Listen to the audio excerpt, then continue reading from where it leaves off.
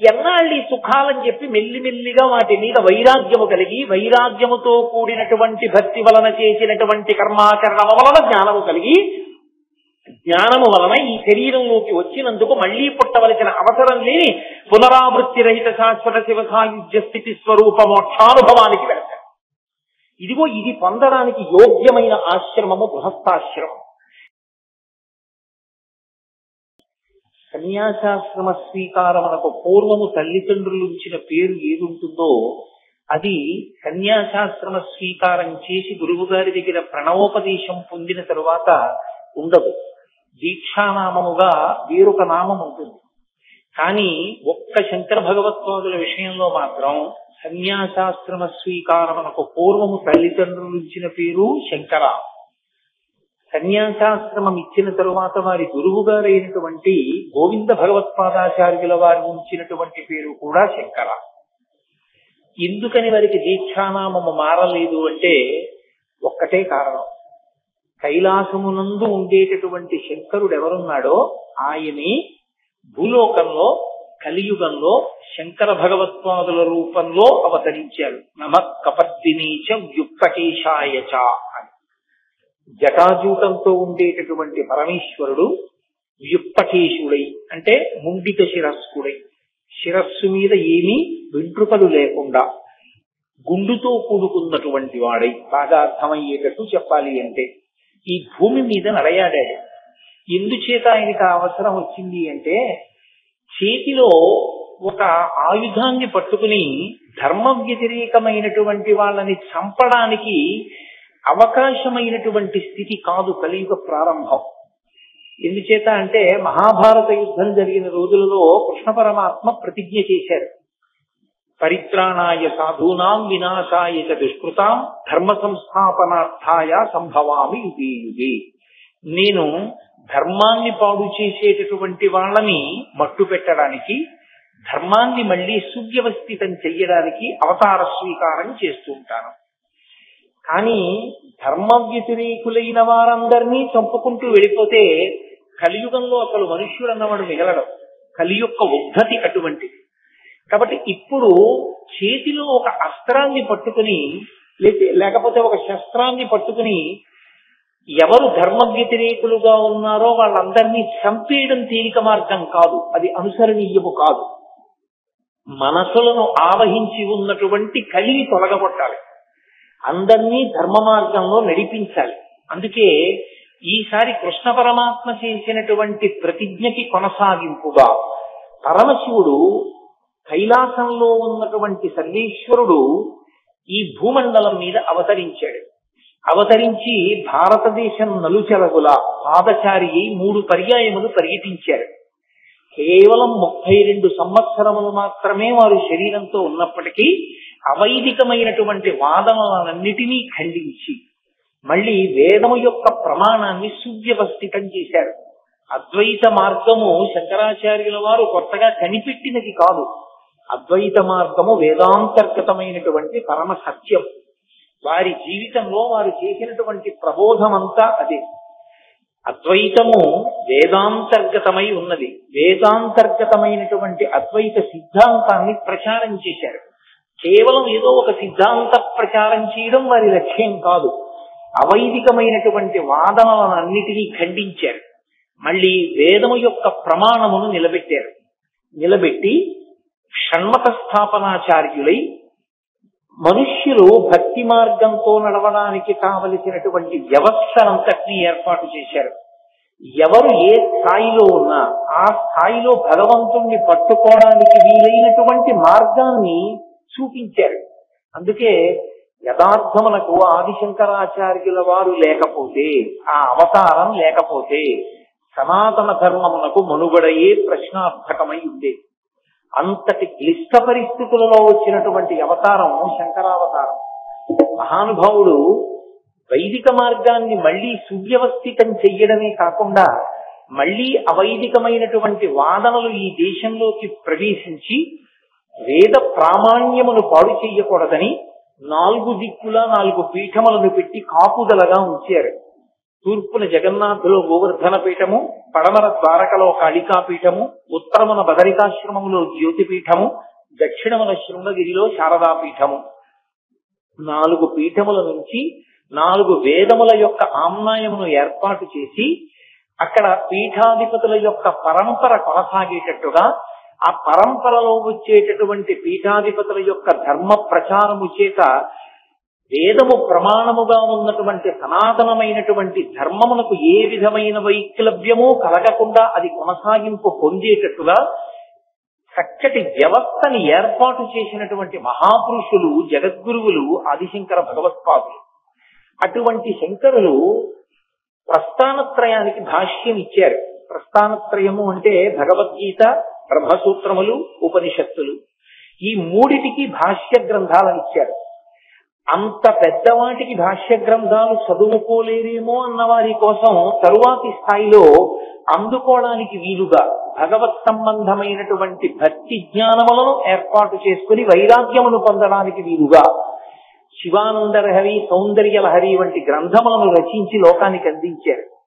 శంకరాచార్యుల వారు ఈ దేశానికి చేసినటువంటి మహోపకారం ఏమిటంటే, అందరు దేవతల మీద వారు వివిధ వృత్తములలో స్తోత్రములను రచన చేశారు. కొన్ని భుజంగ స్తోత్రములు. వారు స్పృశించని దేవతా స్వరూపం లేదు. సుబ్రహ్మణ్యేశ్వర స్వామి వారు, గణపతి, పార్వతీ పరమేశ్వరులు, శ్రీకృష్ణ పరమాత్మ, లక్ష్మీదేవి, శ్రీ మహావిష్ణువు, మీనాక్షి, పంచరత్నాలు. వారు స్పృశించినటువంటి దైవం లేదు. అందరు దైవాల మీద వారు స్తోత్రాలు ఇచ్చారు. స్తోత్రాలు ఇవ్వడం ఒక ఎత్తైతే, ఏ స్తోత్రంలోనూ కూడా వారు నేను చేస్తున్నాను ఈ స్తోత్రాన్ని అన్న భావన వచ్చేటట్టుగా వారు చెయ్యలేదు శ్లోకాలు. మీరు సంగీతంలో త్యాగరాజస్వామి వారి యొక్క కృతులను చూస్తే, త్యాగరాజస్వామి కీర్తనలలో త్యాగరాజనుత ఉంటుంది, ముద్ర అంటారు దాన్ని. త్యాగరాజనుత అంటే అదో ముద్ర. ఇది త్యాగరాజస్వామి వారి కీర్తన. మీరు త్యాగరాజనుత అని కీర్తన చేస్తే త్యాగరాజు చేత పొగడబడిన వాడా అని అర్థం వస్తుంది. శంకరాచార్యుల వారు జగద్గురువుగా ఈ దేశానికి చేసిన మహోపకారం ఏమిటంటే, ఎక్కడెక్కడ లోకానికి ప్రయోజనం కలగాలని వారు స్తోత్రాన్ని అందించారో అక్కడక్కడ వారు 2 మాటలను ప్రయోగించారు. నహ, మాం. సంస్కృతంలో ఈ 2 మాటలకి ఒక ప్రత్యేకమైనటువంటి స్థాయి. మాం అంటే నన్ను, నహ మమ్ములను. ఎందుకు ఆ మాటలు వేశారంటే, అది శంకరాచార్య కృతమై శంకరాచార్యుల వారు ఆ స్తోత్రం వలన లబ్ధి పొందడం ఆయన యొక్క ఉద్దేశ్యం కాదు. రేపటి రోజున ఈ స్తోత్రాన్ని ఎవరు చదువుకుంటాడో వాడు భగవంతుడి ముందు కూర్చుని ఆ స్తోత్రం చదివితే, లేదా భగవంతుణ్ణి ధ్యానించి ఆ శ్లోకాన్ని చదివితే, మాం అన్నప్పుడు ఆరక్షణ వాడికి కలగాలి, నహ అన్నప్పుడు ఆరక్షణ వారికి కలగాలి. అందుకే వారు స్తోత్ర రచన చేసి ఫలితాన్ని మనకి కట్టబెట్టారు. ఇది ఒక తండ్రి కొడుకు కొరకు ఎలా ఏర్పాటు చేస్తాడో అలా మన కొరకు కాలంలో ఎన్ని సంవత్సరములు దాటిపోనివ్వండి, ఎన్ని దశాబ్దములు శతాబ్దములు గడిచిపోనివ్వండి, మళ్ళీ మనం సక్రమంగా దేవతలని ఆరాధన చెయ్యడంలో స్తోత్రాన్ని చెప్పగలమో చెప్పలేమోనని మన కొరకు శంకర భగవత్పాదులు అత్యద్భుతమైనటువంటి స్తోత్రములను అందించారు. ఆ స్తోత్రములకి ఒక ప్రత్యేకత ఉంటుంది. ఏమా ప్రత్యేకత అంటే, ఒక్కొక్క స్తోత్రం ఒక్కొక్క ఆశ్రమంలో ఉన్న వాళ్ళకి ఎక్కువ ప్రయోజనాన్ని కల్పించేదిగా ఉంటుంది. జిజ్ఞాసులు ఉంటారు, అంటే అసలు భగవంతుడి గురించి తెలుసుకోవాలి, అసలు గురువు అంటే ఎవరు తెలుసుకోవాలి, తల్లి అంటే ఎవరు, తండ్రి అంటే ఎవరు, పాపం అంటే ఏమిటి, పుణ్యం అంటే ఏమిటి, లేకపోతే సాధన అన్న మాటకు అర్థం ఏమిటి, దైవము అని ఎవరిని పిలవాలి, ఇవి తెలుసుకోవాలి అనుకున్న జిజ్ఞాసుల కొరకు వారు అద్భుతమైనటువంటి స్తోత్రాన్ని ఇచ్చారు. దాన్ని ప్రశ్నోత్తరమాలిక అంటారు. ప్రశ్న ఎవరో వేయలేదు శంకరాచార్యుల వారు.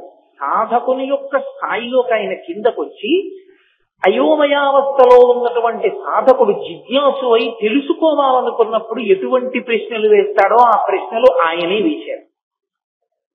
జగద్గురు స్థాయిలో కూర్చుని అయోమయావస్థకి గురి కావలసిన అవసరం లేకుండా చాలా తేలికైన మాటలతో, లఘువైన సమాధానాలతో జవాబులు ఇచ్చారు. ఇచ్చి దానికి ఆయన ఇంకొక పేరు పెట్టలేదు. శంకరులు ఎప్పుడు ఎక్కడ ఏ పేరు పెట్టినా, ఏ పేరుతో పిలిచినా దానికి ఒక ప్రాధాన్యత ఉంటుంది. శంకర వాంగ్మయమునందున్నటువంటి అద్భుతం అది. ఆయన దానికి ప్రశ్నోత్తర మాలిక అని పేరు పెట్టారు. మాలికకి ప్రయోజనం ఏమిటంటే ధరించడం. ధరించి వాసన చూసి పక్కన పెట్టినా ధరించి ఉన్నట్టే లెక్కలోకి వస్తుంది. నాకు ఇప్పుడు ఈ మాల పట్టుకొచ్చారు. ఈ మాల ప్రయోజనమేమి? నా మెడలో వేయడమే. నా మెడలో వేసిన తరువాత నేను వాసన చూసి పక్కన పెడితే అది నేను స్వీకరించినట్టే, నేను అనుభవించినట్టే ఆ మాలని. అది మెడలో వేయబడుతుంది కాబట్టి దానికి మాల అని పేరు. ఆయన అన్నారు ప్రశ్నోత్తర మాలిక అంటే ఇది నువ్వు చదివి వదిలిపెట్టేది కాదు, ఇది నీ మెడలో ఉండాలి. మెడలో అంటే కంఠమునకు తగులుతుంది, కంఠగతమై ఉండాలి. ఇది నీకు ఎప్పుడూ ధారణలో ఉండాలి. ధారణలో ఉంటే గురువెవరు? వెంటనే శంకరుడు ఏం చెప్పారో జ్ఞాపకం వస్తుంది. ఓ గురువు గారంటే ఇది. అమ్మ ఎవరు? వెంటనే గుర్తొస్తుంది. ఓ శంకరుడు ఇలా చెప్పారు. కాబట్టి దానికి ఆయన ప్రశ్నోత్తర మాలిక అని పేరు పెట్టారు. ఇప్పుడు ఆ ప్రశ్నోత్తర మాలిక రోజు చదువుకుంటే ఏమవుతుందండి అని అడిగారు అనుకోండి. ప్రశ్నోత్తర మాలిక రోజు చదువుకుని ప్రశ్నోత్తర మాలికకి వ్యాఖ్యానం వింటే జిజ్ఞాసుకి స్పష్టమైన అవగాహన కలుగుతుంది. అయోమయం అంతా పోతుంది. ఎంత గొప్పగా పోతుందంటే అవ్యక్తరేఖామివ చంద్రరేఖాం పంసు ప్రసిద్ధామివ హిమరేఖాం క్షతప్రరూఢామివ బాణరేఖాం వాయు ప్రభిన్నామివ మేఘరేఖాం అంటారు వాల్మీకి మహర్షి. వాయువు చేత కొట్టబడిన మేఘము చెదిరిపోయినట్టుగా అయోమయావస్థ అంతా పోయి స్పష్టమైన అవగాహన కలుగుతుంది. సాధకుల ప్రయోజనము కొరకు ప్రశ్నోత్తర మాలికనిచ్చారు వారు. అలాగే అద్వైతానుభూతి ఒక గ్రంథాన్ని ఇచ్చారు. అలాగే వారి శరీరాన్ని విడిచిపెట్టేసేటప్పుడు శిష్యులు వెళ్ళి అడిగారు, అయా మీరిచ్చిన వాంగ్మయం మహాసముద్రం, మీరు అవతార పరిసమాప్తి చేస్తున్నారు, ఇక ఆ తర్వాత శరీరంలో ఉండి పిలిస్తే పలకడానికి మీరుండరు, కాబట్టి మాకు సమస్తమైనటువంటి వేదాంత సారాన్ని అనుష్ఠానంలో మేము గుర్తు పెట్టుకోవలసినవి, పాటించవలసినవి లఘువుగా చెప్పండి అంటే అప్పుడు వారు అవతార పరిసమాప్తి చేసే ముందు కొన్ని మాటలు చెప్పారు. వేదో నిత్యమధీయతాం తదుజితం కర్మస్వనుష్ఠీయతాం. అవతారం దేనికి వచ్చిందో అవతార పరిసమాప్తి కాలమనందు ఆ మాటతో పూర్తి చేశారు. ఎందుచేత అంటే లోకంలో లౌకికంగా కూడా ఒక మర్యాద ఉంటుంది. చనిపోయే ముందు ఒక వ్యక్తి వాంగ్మూలం ఏదిస్తాడో అదే సత్యము అని. అవతార పరిసమాప్తి కాలమనందు కూడా శంకర భగవత్పాదులు తన అవతార ప్రయోజనాన్ని చెప్పారు. వేదో నిత్యమధీయతాం, వేదమును ప్రమాణముగా అంగీకరించు. తదుజితం కర్మస్వనుష్ఠీయతాం, వేదం ఎలా చెప్పిందో అలా కర్మ చెయ్యి తప్ప వేదము చెప్పనిది నీ యొక్క స్వంత ఆలోచన తీసుకొచ్చి కర్మానుష్ఠానమునందు పెట్టవద్దు అని వారు లఘువైన సమాధానములతో శిష్యులకు సందేశం ఇచ్చారు. ఒక్కొక్క స్తోత్రము, ఒక్కొక్క గ్రంథము, ఒక్కొక్క ఆయన ఇచ్చినటువంటి అనుగ్రహ భాషణము ఒక్కొక్క స్థాయిలోని వారి కొరకు ప్రత్యేకంగా నిర్దేశించారు. మోహాన్ని పోగొట్టడానికి మోహముద్గరము అని భజగోవిందం భజగోవిందం గోవిందం భజమూఢమతే అంటూ ఇచ్చారు. అర్ధనారీశ్వర స్తోత్రము అని ప్రత్యేకంగా ఒక స్తోత్రాన్ని శంకర భగవత్పాదులు చేశారు. ఈ అర్ధనారీశ్వర స్తోత్రం ఎవరి కొరకు? యథార్థమునకు అర్ధనారీశ్వర స్తోత్రం ఎవరి కొరకు అంటే ఆశ్రమములను దృష్టిలో పెట్టుకుని మాట్లాడినప్పుడు గృహస్థాశ్రమమునందున్న వారి కొరకు అర్ధనారీశ్వర స్తోత్రాన్ని ఇచ్చారు. బ్రహ్మచారిగా ఉన్నవాడికి అర్ధనారీశ్వర స్తోత్రం అంత గొప్ప ప్రయోజనకారి అని చెప్పడం కష్టం. అలాగే వానప్రస్థుకి, సన్యాసికి ఆ వైభవాన్ని కీర్తించడానికి, మనసులో పెట్టుకోవడానికి పనికొస్తుందేమో కానీ ఒక ప్రయోజనాన్ని వనకూర్చడంలో కేవలముగా గృహస్థాశ్రమంలో ఉన్న వాళ్ళకి మాత్రం కరదీపికగా గొప్ప ప్రయోజనాన్ని చేకూర్చగలిగినటువంటి ఒక మణిగా శంకర భగవత్పాదులు బహూకరించినటువంటి అపూర్వమైనటువంటి స్తోత్రం అర్ధనారీశ్వర స్తోత్రం. ఈ అర్ధనారీశ్వర స్తోత్రము యొక్క ప్రయోజనమేమి అంటే ఈ అర్ధనారీశ్వరుణ్ణి అసలు ఎప్పుడు ఉపాసన చెయ్యాలి ఈ స్వరూపాన్ని అంటే దీన్ని ప్రధానంగా మనకు ఉపాసనలో ఎక్కడ కనపడుతుందంటే అట్ల తద్ది అని చేస్తుంటారు ఆడపిల్లలు. అట్ల తద్ది చేసినప్పుడు ఈ అర్ధనారీశ్వర స్వరూపాన్ని ఉపాసన చేసి పూజ చెయ్యాలి అని నియమం. అలాగే వివాహ పూర్వము అట్ల తద్ది చేస్తారు కన్యకామణులు. దాని ప్రయోజనం ఏమిటి? మంచి భర్త రావడం. మంచి భర్త అన్న మాటకి ఏమిటి అర్థం? మంచి భర్త అంటే ఐశ్వర్యం ఉన్నవాడా, చదువుకున్నవాడా, అందంగా ఉన్నవాడా, భార్య చెప్పిన మాటని ఒప్పుకునేవాడా, లేకపోతే తాను భార్యకి దిశానిర్దేశము చెయ్యగలిగినటువంటి వాడా, తన చిటికిన వేలు పట్టుకున్నందుకు ఉద్ధరించగలిగిన వాడా? ఎవరు మంచి భర్త రావడం అంటే? మంచి భర్త వచ్చుట అన్న మాటకి యథార్థమైన అర్థమేమి అంటే అన్యోన్యతతో జీవనము సాగి దాంపత్యమునకు ప్రయోజనములు ఏవి అని శాస్త్రము నిర్దేశించినదో ఆ ప్రయోజనములను సిద్ధింపచేయగలిగిన సమర్థుడైన పురుషుడు భర్తగా లభిస్తారు. ఎందుకంటే తస్మాత్ శాస్త్రం ప్రమాణంతే కార్యాకార్యం వ్యవస్థితం. శాస్త్రము ప్రమాణము తప్ప నేను చెప్తే ప్రమాణం కాదు, వేరొకరు చెప్తే ప్రమాణం కాదు. శాస్త్రాన్ని చెప్తే శాస్త్రం ఒక్కటే ప్రమాణం. శాస్త్రమును దృష్టిలో పెట్టుకుని శాస్త్రీయమైన ప్రయోజనములు జీవితమునకు సిద్ధింపజేయగలిగినటువంటి సమర్థత కలిగిన పురుషుడెవరో వాడు భర్తగా రావాలి. అటువంటి భర్త వచ్చుట కొరకు అట్ల తద్దినాడు చేసేటటువంటి ఉపాసనలో ఉండేటటువంటి మూర్తి అర్ధనారీశ్వర స్వరూపమే. అలాగే వివాహానంతరము కూడా మళ్ళీ ఇదే నోము చేస్తారు, అదే అట్ల తద్ది నోము చేస్తారు. కొన్నాళ్ళు చేసి ఉద్యాపన చేస్తారు వివాహితులు కూడా. మరి వివాహం అయిపోయిన తర్వాత కూడా అట్ల తద్దికి ప్రయోజనం ఏమిటి? భర్తతో అన్యోన్యతయే, అన్యోన్యమైన దాంపత్యము కొరకే ఈ వ్రతాన్ని చేస్తారు. చేసి అప్పుడు కూడా అర్ధనారీశ్వర స్వరూపాన్ని స్తోత్రం చేస్తారు. అసలు యథార్థంగా మాట్లాడాలంటే శ్రీకాళహస్తి వంటి పరమపావనమైన క్షేత్రంలో, శ్రీశైల క్షేత్రంలో యథార్థమునకు ఉన్నటువంటి స్వరూపము అర్ధనారీశ్వర స్వరూపమే. అందుకే నడిచే దేవుడిని పేర్గాంచినటువంటి మహాపురుషులు, కంచికామకోటి పీఠాధిపత్యం వహించినటువంటి మహాస్వామి చంద్రశేఖరేంద్ర సరస్వతి మహాస్వామి వారు శ్రీకాళహస్తి క్షేత్ర దర్శనానికి వెళ్ళారు. ఒకప్పుడు వెళ్ళి వారు ఒక మాట చెప్పారు. వారు ఒక్కసారి క్షేత్రం వంక చూస్తే ఆ క్షేత్ర వైభవాన్ని చెప్పగలిగేవారు.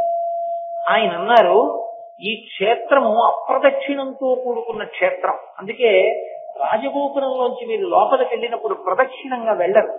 కుడి భుజం వైపుకి ఉండదు దేవాలయం, ఎడం భుజం వైపుకి దేవాలయం ఉండేటట్టుగా పాతాళ గణపతి దగ్గర నుంచి వెడతారు.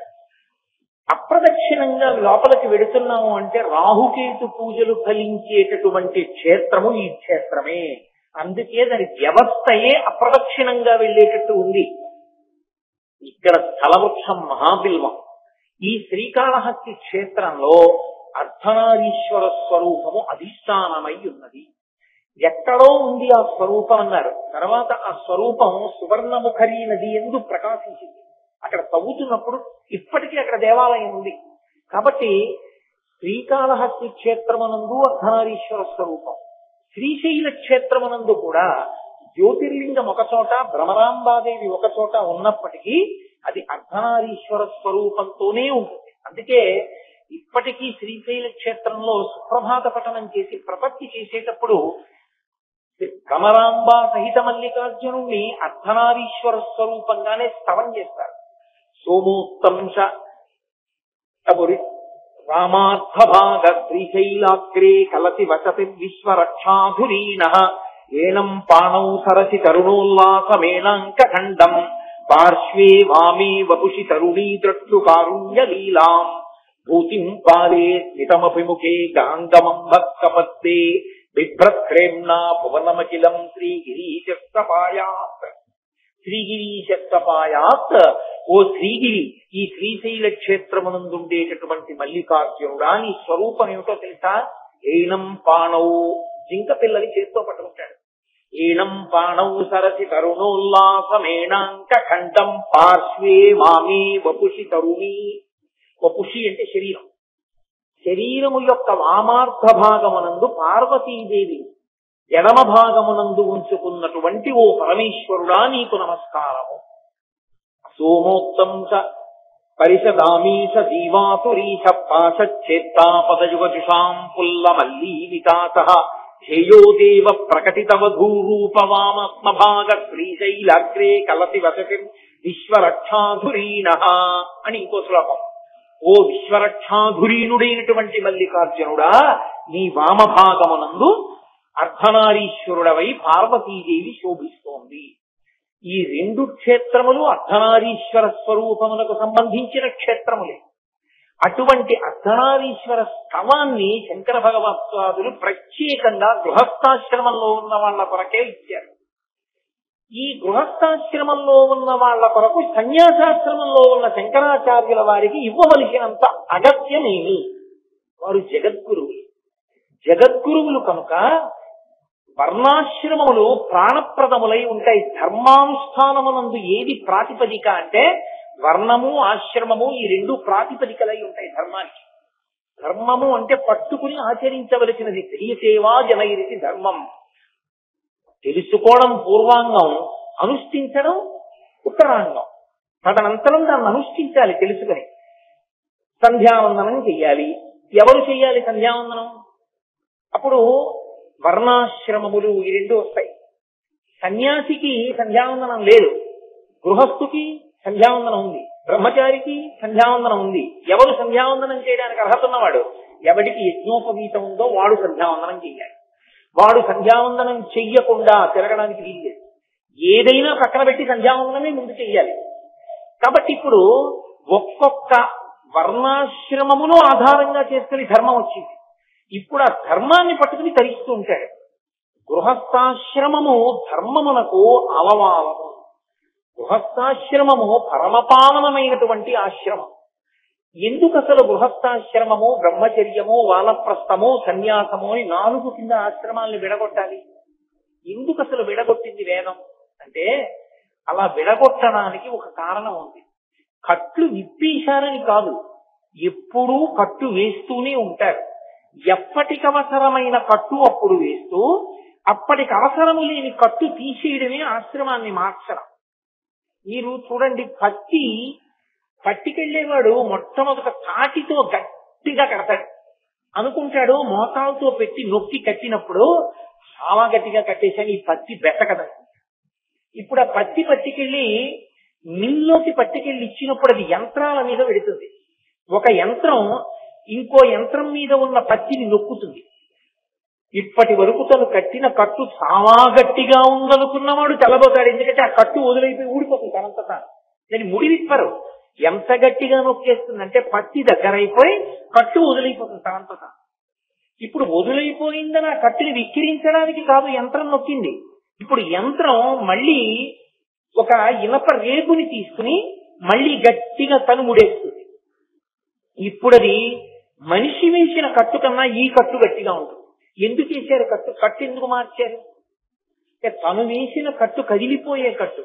ఈ కట్టు ఆ పత్తి చేరవలసిన స్థానాన్ని చేరే వరకు పనికిరాదు, యంత్రం కిందకి వెళ్లే వరకే పనికొస్తుంది. అక్కడ కట్టు మార్చారు.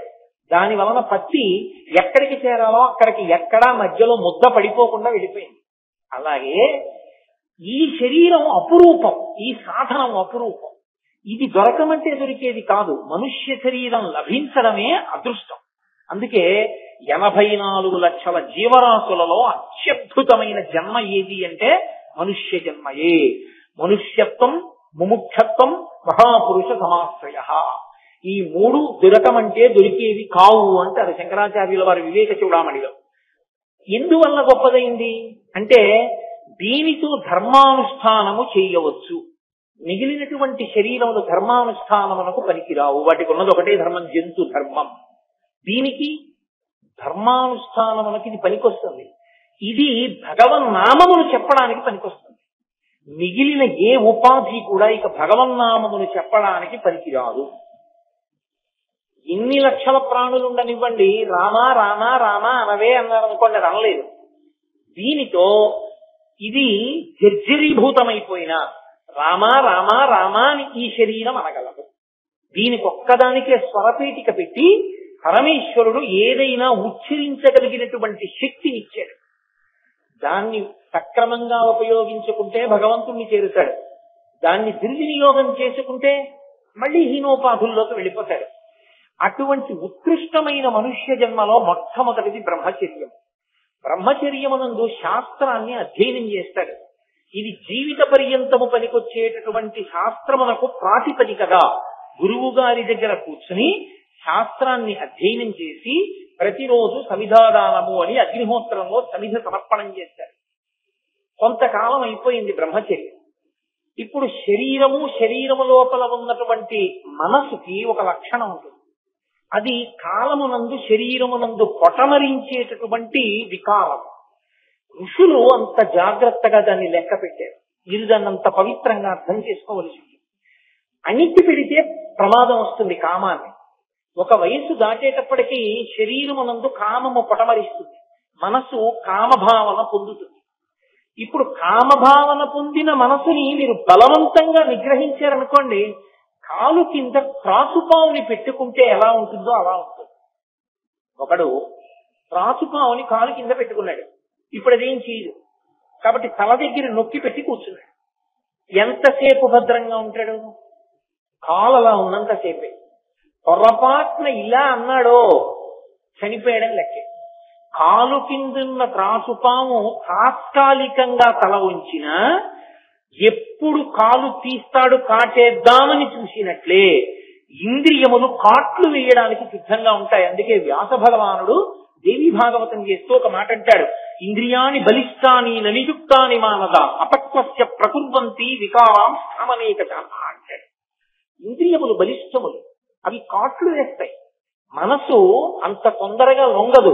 లోకములన్నీయుం గెలిచినాడ ఇంద్రియానీకము చిత్తమున్ గెలువనేరవు నిన్ను నిబద్ధు చేయు భీషణ శత్రులాపుర ప్రభిన్నుల చేసిన ప్రాణికోటిలో నీకు విరోధి లేదొకడు నిర్పున సూడుము ధనవేశ్వర అంటాడు ప్రహ్లాదుడు హిరణ్యకశిపుడితో భాగవతంలో. మనసుని ఇంద్రియాల్ని గెలవడం అంత తేలిక విషయం కాదు. కాబట్టి ఋషులు ఏం చేశారంటే ఒక అద్భుతమైనటువంటి ప్రక్రియ ఏర్పాటు చేశారు. కామమును ధర్మంతో ముడివేసేశారు.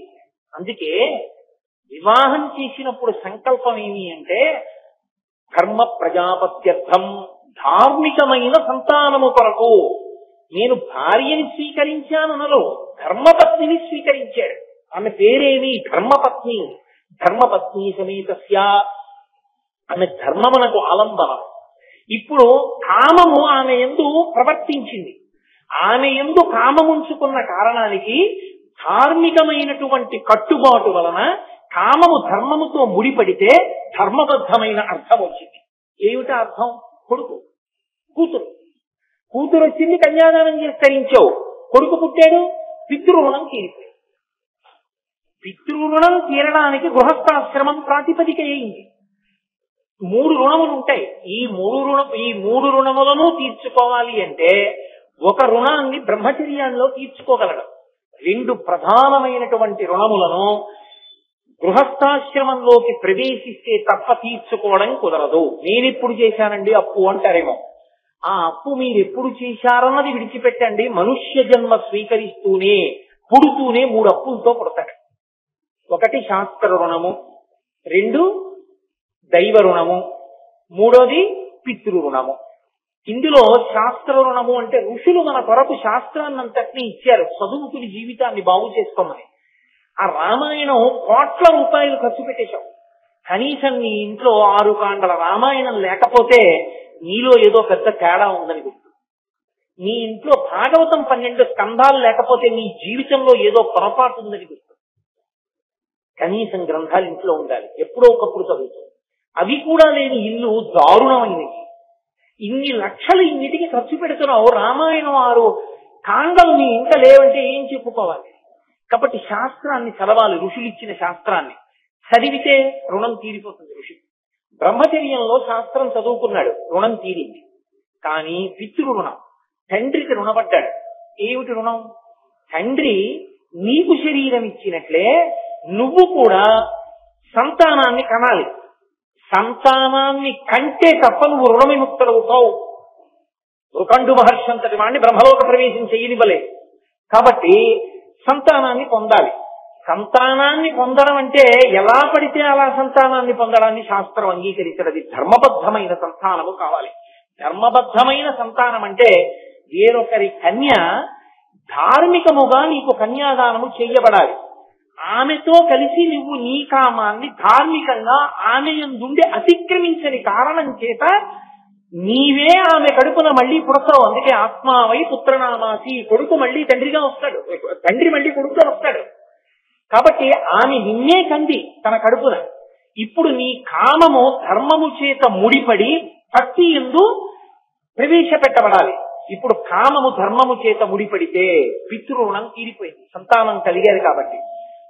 ఇప్పుడు మూడవది, దేవతలకి మనం రుణపడి ఉంటాం. దేవతలకి రుణపడి ఉండడం అంటే దేవతలు వర్షం కురిపించారు, పంట పండింది, అన్నం తిన్నావు. దేవతలు భోగానికి అవసరమైనటువంటి వస్తువులను ఇచ్చారు, వాటిని పొందావు.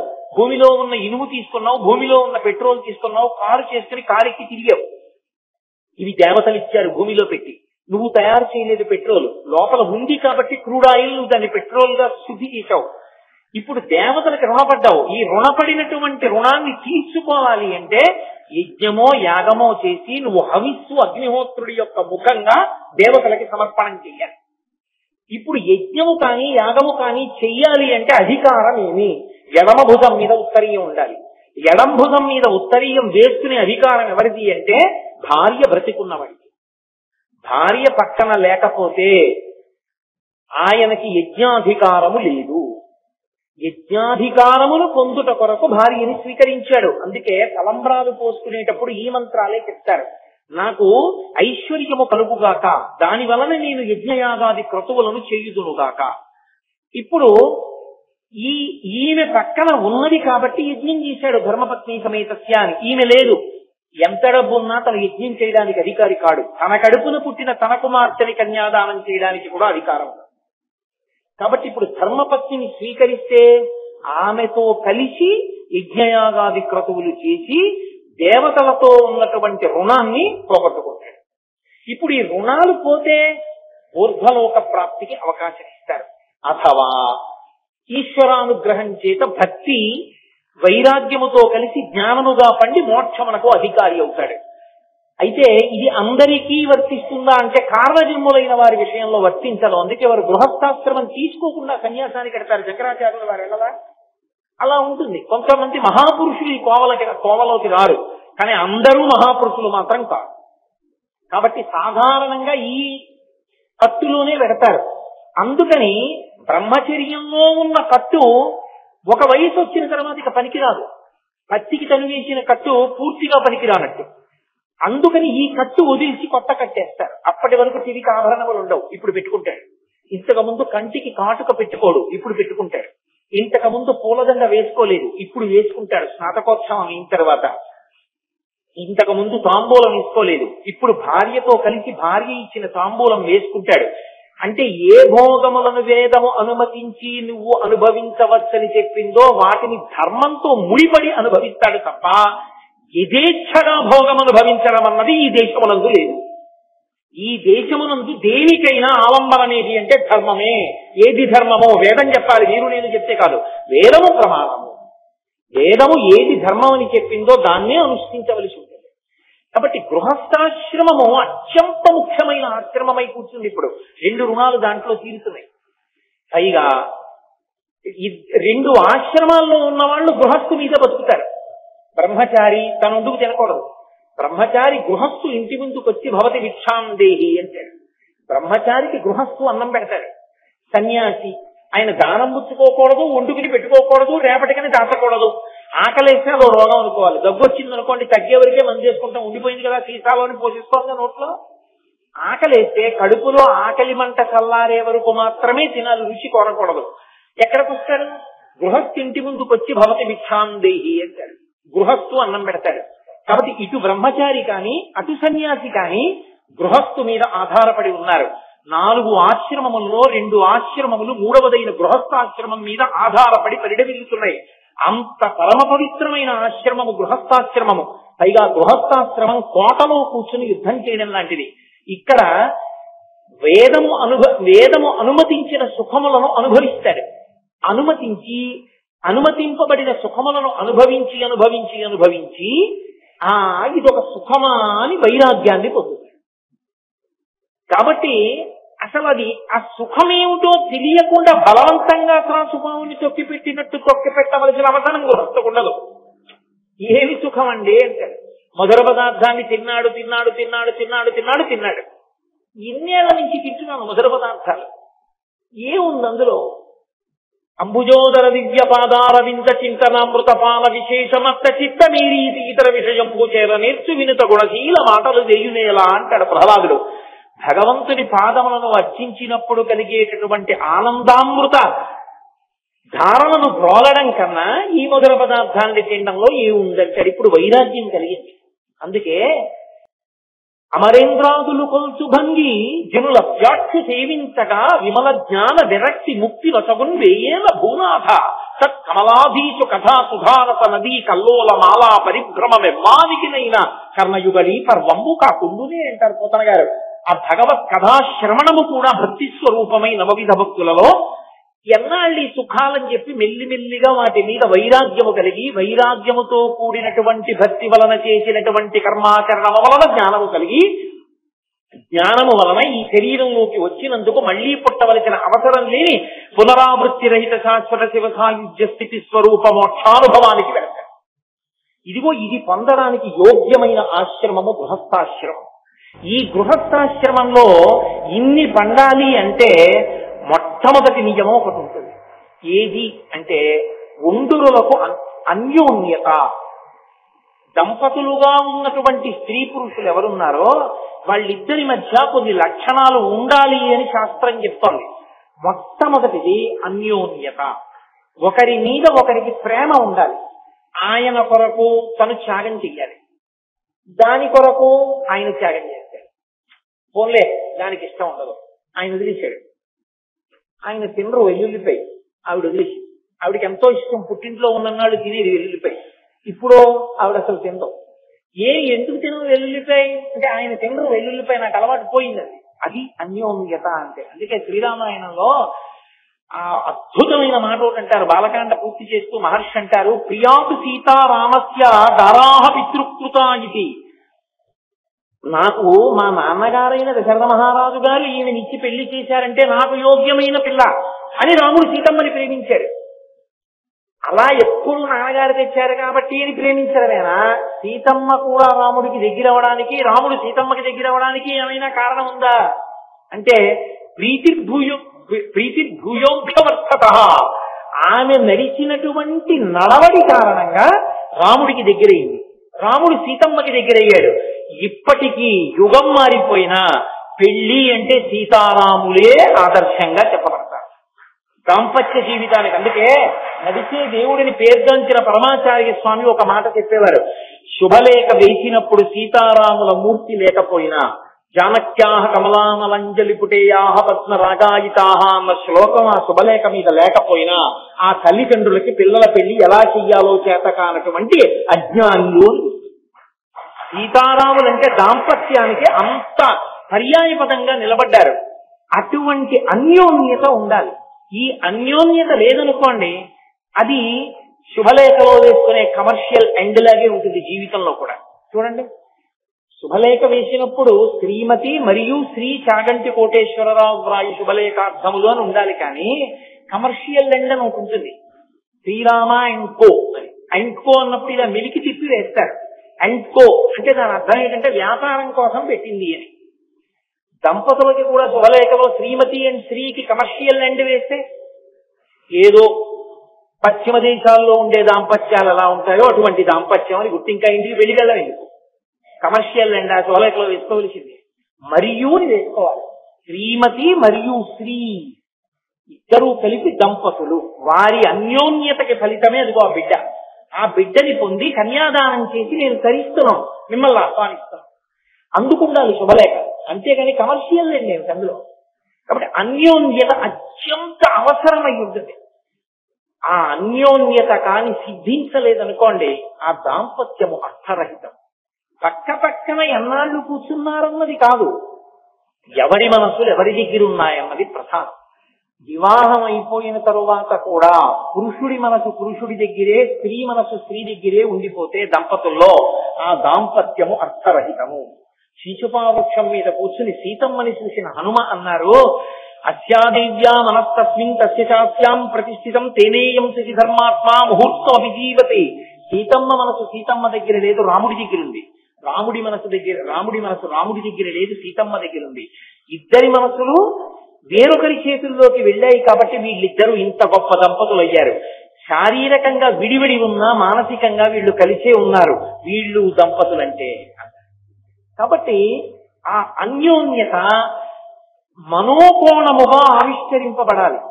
ఈ దాంపత్యము సిద్ధించడం కొరకే సుముహూర్తం వరకు ఒకరి కన్నులలోకి ఒకరిని చూడనివ్వరు. సుముహూర్తం అంటే జీలకర్ర బెల్లం పెట్టడం కాదు, ఒకరి కళ్ళల్లోకి ఒకళ్ళు చూసుకోవడం. అందుకే ముహూర్తం చూడడాన్ని చెప్పింది కరణి దించి తప్ప జీలకర్ర బెల్లం పెట్టడం ముహూర్తం కాదు. అది వేరు కారణానికి పెడతారు. ఇప్పుడు అవన్నీ నేను ఎందుకు చెప్పడం, ఇప్పుడు వివాహకాండ గురించి నా ప్రసంగం కాదు.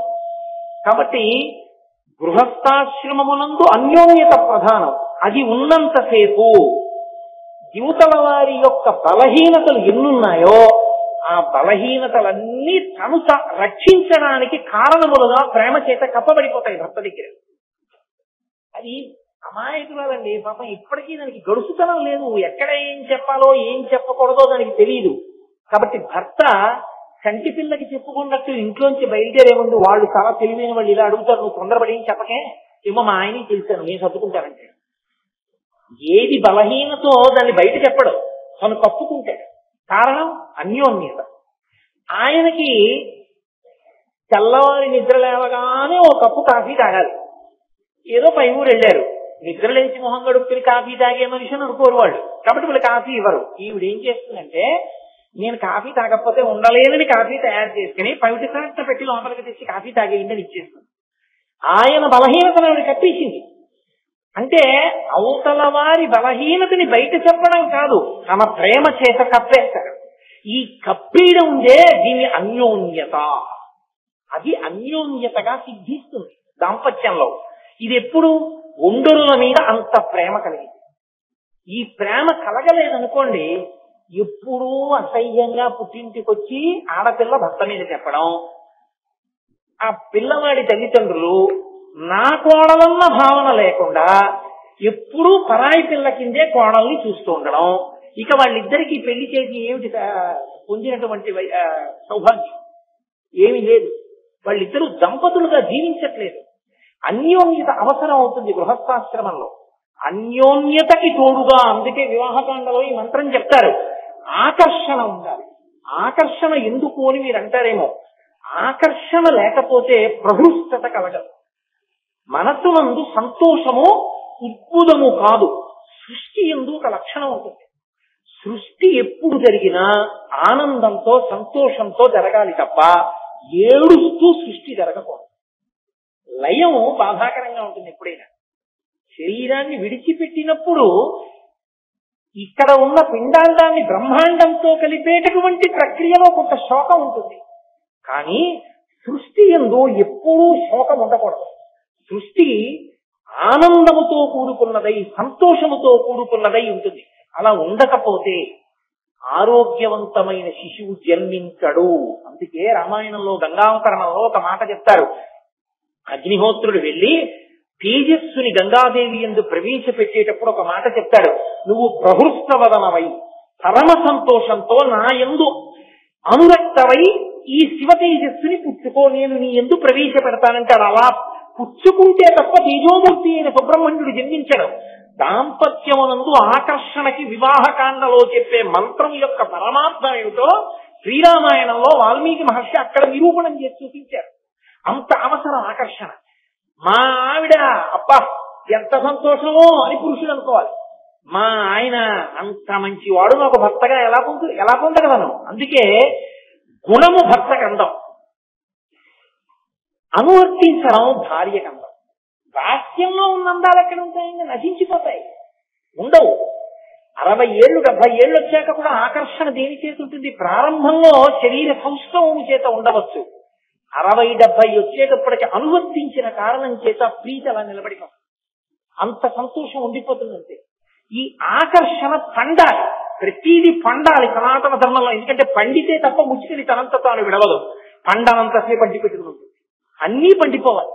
ఈ ఆకర్షణ అవసరం సంతాన ప్రాప్తి దగ్గర నుంచి ధరించడం వరకు కూడా అదే. అందుకే భార్య బతికుండగా పుత్రపౌత్రులను చూసి సన్యాసం స్వీకరిస్తే పుత్రం పౌత్రం సమాసాధ్య వానప్రస్థాశ్రమేవ చేత్ తపసా షద్రిపూంజిత్వ.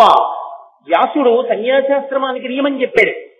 భార్యతో కలిసి దాంపత్యము నుండి కొడుకుని మనవణ్ణి చూసి వైరాగ్యం వచ్చిన తర్వాత భార్యతో కలిసి వానప్రస్థానికి వెళ్ళి ఇంకా ఆపాటి కూడా ఇక భార్యతో కలిసి ఉండలేనంత వైరాగ్యం వచ్చేస్తే అప్పుడు కూడా భార్యను వదిలి వెళ్ళకూడదు.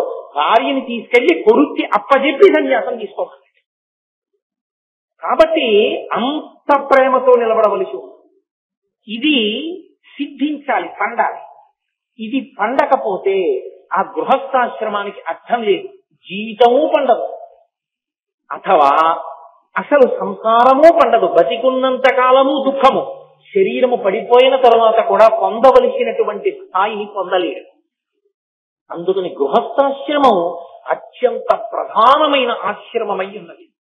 ఇటువంటి ఆశ్రమంలో ఉన్న వాళ్ళందరికీ కూడా ప్రయోజనం కల్పింపబడాలి. అసలు నిజంగా చెప్పాలంటే పెళ్లి కూతుర్ని చేసిన లగాయతు ప్రతి ఆడపిల్ల చేత ఈ స్తోత్రాన్ని చదివించాలి. పెళ్లి అయిన తరువాత కూడా తమ బతుకులు పండడానికి కారణం గృహస్థాశ్రమంలో ఉండేటటువంటి పరిస్థితే కనుక దంపతులు ఇద్దరూ కూడా అర్ధనారీశ్వర స్తోత్రాన్ని చదువుతూనే ఉండాలి ప్రతిరోజు. అసలు అర్ధనారీశ్వర స్తోత్రము నాకు నోటికి రాదు అని ఎవ్వరూ అనడానికి వీల్లేదు. గృహస్థాశ్రమంలో ఉన్నవారు వచ్చి తీరాలి. అందుకు ఇచ్చారు శంకర భగవత్పాదులు. అది వారి కారుణ్యం. మహానుభావుడై జగద్గురువునైన నేను శాస్త్రము తెలుసున్నవాడను కనుక మీరు అర్ధనారీశ్వర స్తవాన్ని చేసుకోండి అంటే వాళ్ళ ఆ రూపాన్ని ఎలా పట్టుకుంటారు, ఎలా చేస్తారు? అందుకని నేనే ఆ యొక్క స్తోత్రాన్ని ఇస్తాను అని శంకరాచార్యుల వారు మనని అనుగ్రహించారు. ఈ అర్ధనారీశ్వర స్వరూపానికి ఉండేటటువంటి విచిత్రం, పరమశివుని యొక్క శరీరంలో వామార్థ భాగం అంటే ఎడమ చేతి వైపు ఉన్న భాగం అంతా పార్వతీదేవి చేత నిండిపోయి ఉంటుంది. ఆవిడ సగం, ఆయన సగం. కాబట్టి సగం శరీరం స్త్రీ, సగం శరీరం పురుషుడు. అసలు అలా ఉండే అవకాశం ఉంటుందా లోకంలో ఎక్కడైనా? సగం స్త్రీగా సగం పురుషుడుగా ఉంటారా అంటే భగవద్విషయమునందు లీలాస్వరూపములు అని ఉంటాయి. లీలారూపములు అంటే అర్థం ఏంటంటే ఎవరినో అనుగ్రహించడానికి ఈశ్వరుడు అటువంటి రూపమును పొందాడు. ఆయనకు ఆ అవకాశం ఉంది. నువ్వు చెయ్యలేవు కాబట్టి అది సాధ్యం కాదని ఎప్పుడూ అనకూడదు లోకం. నేను ఎందుకు ఈ మాట అంటున్నాను అంటే చంద్రశేఖర భారతీ స్వామి వారిని శృంగగిరి పీఠానికి ఆధిపత్యం వహించారు. వారు శివలింగార్చన చేస్తూ చంద్రమౌళీశ్వరారాధన చేస్తూ ఓం నిధనపతయే నమః, ఓం నిధనపతాంతికాయ నమః అంటూ పువ్వులేస్తూ అలాగే సమాధిలోకి వెళ్ళిపోయారు. వెళ్ళిపోయి అలా ఉండిపోతే కడవతో తెచ్చేయడానికి నీళ్లు పోసేసి పంచె విప్పేసి పంచె కట్టేసేవారు. ఆయన 2-3 రోజులు ఇలా పువ్వు పట్టుకున్న భంగిమలోనే సమాధిలో ఉండిపోయేవారు. నీకు అలా భక్తితో నిలబడడం చేత కాదు కనుక ఆ చంద్రశేఖర భారతీ స్వామి వారు సమాధిలోకి వెళ్ళడం తప్పని నువ్వు అనకూడదు. నీవు కంటితో చూడని ఎన్నో లోకంలో సత్యాలున్నాయి. భూమి తిరుగుతోంది, నీకు కనపడిందా తిరగడం? భూమి తిరుగుతోందని నువ్వు ఒప్పుకుంటున్నావా, ఒప్పుకోవట్లేదా? సూర్యోదయ సూర్యాస్తమయాలంటున్నావు, సూర్యుడు ఉదయించలేదు, అస్తమించలేదు. భూమి అతని సూర్యునికి అందకుండా సూర్య ఛాయ పడకుండా వెనక్కిడితే చీకటి పడింది. కానీ నువ్వు నీ కంటిని ఆధారం చేసుకుని చెప్పావు సూర్యోదయ సూర్యాస్తమయాలు అవుతున్నాయని. తప్పుకున్నది భూమి అసలు నిజానికి. నీ కంటికి కనపడినవన్నీ సత్యాలని, నీ అనుభవంలోకి రాని అసత్యాలని నువ్వు ఎలా అనగలవు? అందుకని పరమశివుడు అలా శరీరంలో అర్ధభాగాన్ని పార్వతీదేవికి ఇవ్వగలిగాడు అంటే అలా ఎలా ఉంటుందండి అని నువ్వు అనకూడదు. ఎందుకు అనకూడదు అంటే అది లీలాస్వరూపము కనుక. పరమేశ్వరుడికి 63 లీలాస్వరూపములు ఉన్నాయి. ఒకానొకప్పుడు శ్రీ మహావిష్ణువుకి శరీరంలో అర్ధభాగం ఇచ్చారు ఆయన, అప్పుడు హరిహర స్వరూపం వచ్చింది. ఒకప్పుడు పార్వతీదేవికి సగభాగం ఇచ్చారు, అప్పుడు అర్ధనారీశ్వర స్వరూపం వచ్చింది. సగము నారి స్త్రీ, సగము పురుషుడు. ఎందుకు రావాలి అసలు? అలా ఏదో కారణం ఉండాలిగా. లీలాస్వరూపము అన్న మాటకు అర్థం ఏదో ఇతరుల ప్రయోజనము కొరకు ఈశ్వరుడు పొందిన రూపము అని నేను మీతో మనవి చేశాను కదా. అయితే ఎవరికో ప్రయోజనం కోసం పరమశివుడి వంటి స్వరూపాన్ని పొంది ఉండాలి. ఎవరి ప్రయోజనం కొరకటువంటి రూపాన్ని ఆయన పొందాడు అంటే శివమహాపురాణంలో వ్యాస భగవానుడు అర్ధనారీశ్వర స్వరూప ప్రాదుర్భావమును గురించి ప్రత్యేకంగా వర్ణన చేశాడు. చతుర్ముఖ బ్రహ్మగారిని సృజించి నువ్వు సృష్టి చేయి వేదాన్ని ప్రమాణం చేసుకుని అన్నాడు పరమేశ్వరుడు. చతుర్ముఖ బ్రహ్మగారు సృష్టి కార్యాన్ని ప్రారంభం చేశాడు. సృష్టి చేద్దామంటే ఎలా సృష్టి జరుగుతుంది, ఎలా ప్రజోత్పత్తి జరుగుతుంది? కుక్కకి అనేక కుక్క పిల్లలు పుట్టాలి, మనుష్యుడికి అనేక మంది మనుష్యులు పుట్టాలి. ఎలా, ఎందుకు సంభవం అవుతుంది? బ్రహ్మగారికి అర్థం కాలేదు. 4 తలకాయలు పట్టుకుని అప్పటికి 5 తలకాయలు పట్టుకుని ఇది నా వల్ల జరిగే పని కాదని మళ్ళీ ఆదిదేవుడైనటువంటి పరమశివుడి దగ్గరికి, అయ్యా సృష్టి ఎలా జరుగుతుంది లోకంలో? సృష్టి జరగడానికి అసలు హేతుభూతమైనటువంటి మార్గం ఏది? ఎలా నేను సృష్టి జరగడానికి కావలసిన మార్గాన్ని తీసుకురావాలి? పరమేశ్వరుడు అన్నాడు, నీ యొక్క అనుమానాన్ని పోగొట్టడానికి ఇప్పుడు నేను ఒక కారణాన్ని చూపిస్తున్నాను చూడు. ఈ కారణంగా సృష్టి జరగడం లోకంలో ప్రారంభమవుతుంది. ఇప్పటి వరకు ఒకే శరీరంతో ఉన్నటువంటి ప్రాణులు అవయవములందు కించిత్ మార్పు చేత స్త్రీ పురుష విభాగమును పొందుతాయి. ఎలా పొందుతాయంటారేమో, మొట్టమొదటి ఆ విభాగాన్ని నా శరీరంలో చూపిస్తున్నాను చూడని తన దేహమునందు సగాన్ని స్త్రీ రూపంగా చూపించి సగాన్ని పురుష రూపంగా చూపించాడు. తన శక్తినే అమ్మవారు అని పిలుస్తాం మనం. పరమేశ్వర శక్తికి శాస్త్రంలో అమ్మవారిని పేరు. ఆదిశక్తి, పరదేవత, పరాశక్తి అంటుంటాం. ఇప్పుడు ఆమెయే అమ్మవారే అంటే ఆయన శక్తియే ఆయన అర్ధాంగిగా సగంగా మారిపోయి స్త్రీ స్వరూపాన్ని పొందింది. మిగిలినది పురుష స్వరూపమైంది. ఇప్పుడు వీరిద్దరికి ఒండురులకు మొదటి ఆకర్షణ కలిగింది. అప్పటికి మన్మధుడు లేడు. అదే పరమశివుడు పార్వతీదేవితో చెప్తాడు, మన్మధుడు బాణం ఇస్తే ఎందుకు కాల్చానో తెలుసా పార్వతి? నేనేదో కోపంతో కాల్చలేదు. మనిద్దరి మధ్య ఉండేటటువంటి ఆకర్షణ లోక ప్రయోజనము కొరకు ఆకర్షణ. అటువంటి ఆకర్షణతో మొదట ఉన్న మనిద్దరి మీద మళ్లీ ఆకర్షణ కొరకు బాణం వేయడం అనేటటువంటిది హద్దు మీరడం మన్మధుడు. ఆయన అధికారం ఏపాటిది నా మీద బాణం వేయడానికి? అందుకు కాల్చాను, మార్గం తప్పాడు కాబట్టి అన్నాడు. కాబట్టి మన్మధుడు కారణం కాదు వారిద్దరి ఆకర్షణకి. అలా ఆకర్షణ దేనికి కలిగింది అంటే బ్రహ్మగారి కోరిక తీర్చి లోకంలో సృష్టి జరగాలి. సృష్టి ఎందుకు జరగాలండి అని మీరు నన్ను అడగచ్చు. శరీరం ఉంటే కదా, శరీరం ఉంది కాబట్టి దానికి ఓ మోకాలు ఉంది కాబట్టి ఆ మోకాలుకో నొప్పి ఉంది కాబట్టి ఆ నొప్పి వలన నేను చేసుకున్న పాపం పూర్వం. ఈ శరీరం ఉంది కాబట్టి దీనితో పరమేశ్వరుడి గురించి 4 మాటలు చెప్పుకుని ఒక ధన్యతని పొందుతున్నాను. ఇది లేకపోతే పాపాన్ని పోగొట్టుకోవడం, పుణ్యాన్ని సంపాదించుకోవడం, పుణ్యకర్మ వలన జ్ఞానాన్ని పొందడం, జ్ఞానం వలన మోక్షాన్ని పొందడం ఎలా సాధ్యం? పైగా ఇది లేకపోతే పితృరుణం ఎలా తీసుకుంటావు, దేవరుణం ఎలా తీసుకుంటావు, ఋషురుణం ఎలా తీసుకుంటావు? ఏది పెట్టి వింటావు శాస్త్రాన్ని? కాబట్టి శరీరం ఇవ్వాలి. శరీరం ఇచ్చి సృష్టి చేస్తే తప్ప ఇవన్నీ జరగవు. కాబట్టి సృష్టి చెయ్యాలి. ఈ సృష్టి జరగాలి అంటే మొట్టమొదట స్త్రీ స్వరూపాన్ని పరమేశ్వరుడు సృజించి ఆకర్షణతో ప్రహృష్టవదనుడై ఆమె వంక చూశాడు. ఆయన ఆకర్షణ లౌకికమైనటువంటి భోగము కొరకు కూడుకున్నటువంటి కామముతో కూడుకున్నది కాదు, బ్రహ్మగారి కోరిక తీర్చాలనేటటువంటి సంతోషం. ఆ సంతోషంతో ఆయన ఆవిడ వంక చూశాడు. ఇప్పుడు ఆయనకి బ్రహ్మగారి కోరిక మేరకి బోలెడంత మంది ప్రాణులు కలగాలి. ఈ కామము కోరిక కలిగింది. ఈశ్వరుని యందు కోరిక పుట్టినప్పుడు ఆయన కామేశ్వరుడు అయ్యాడు. అది మహాకామేశ్వర స్వరూపం. ఇప్పుడు ఆవిడ మహాకామేశ్వరి. ఇప్పుడు వాళ్ళిద్దరూ లోకానికి తల్లిదండ్రులు. ఆయన ఆమె వంక చూసినప్పుడు ఆమె శివకామ సుందరి, ఆయనకి ఇల్లాలు. ఆమెకి భర్త ఆయన, వాళ్ళిద్దరూ కలిపి మనకి తల్లిదండ్రులు.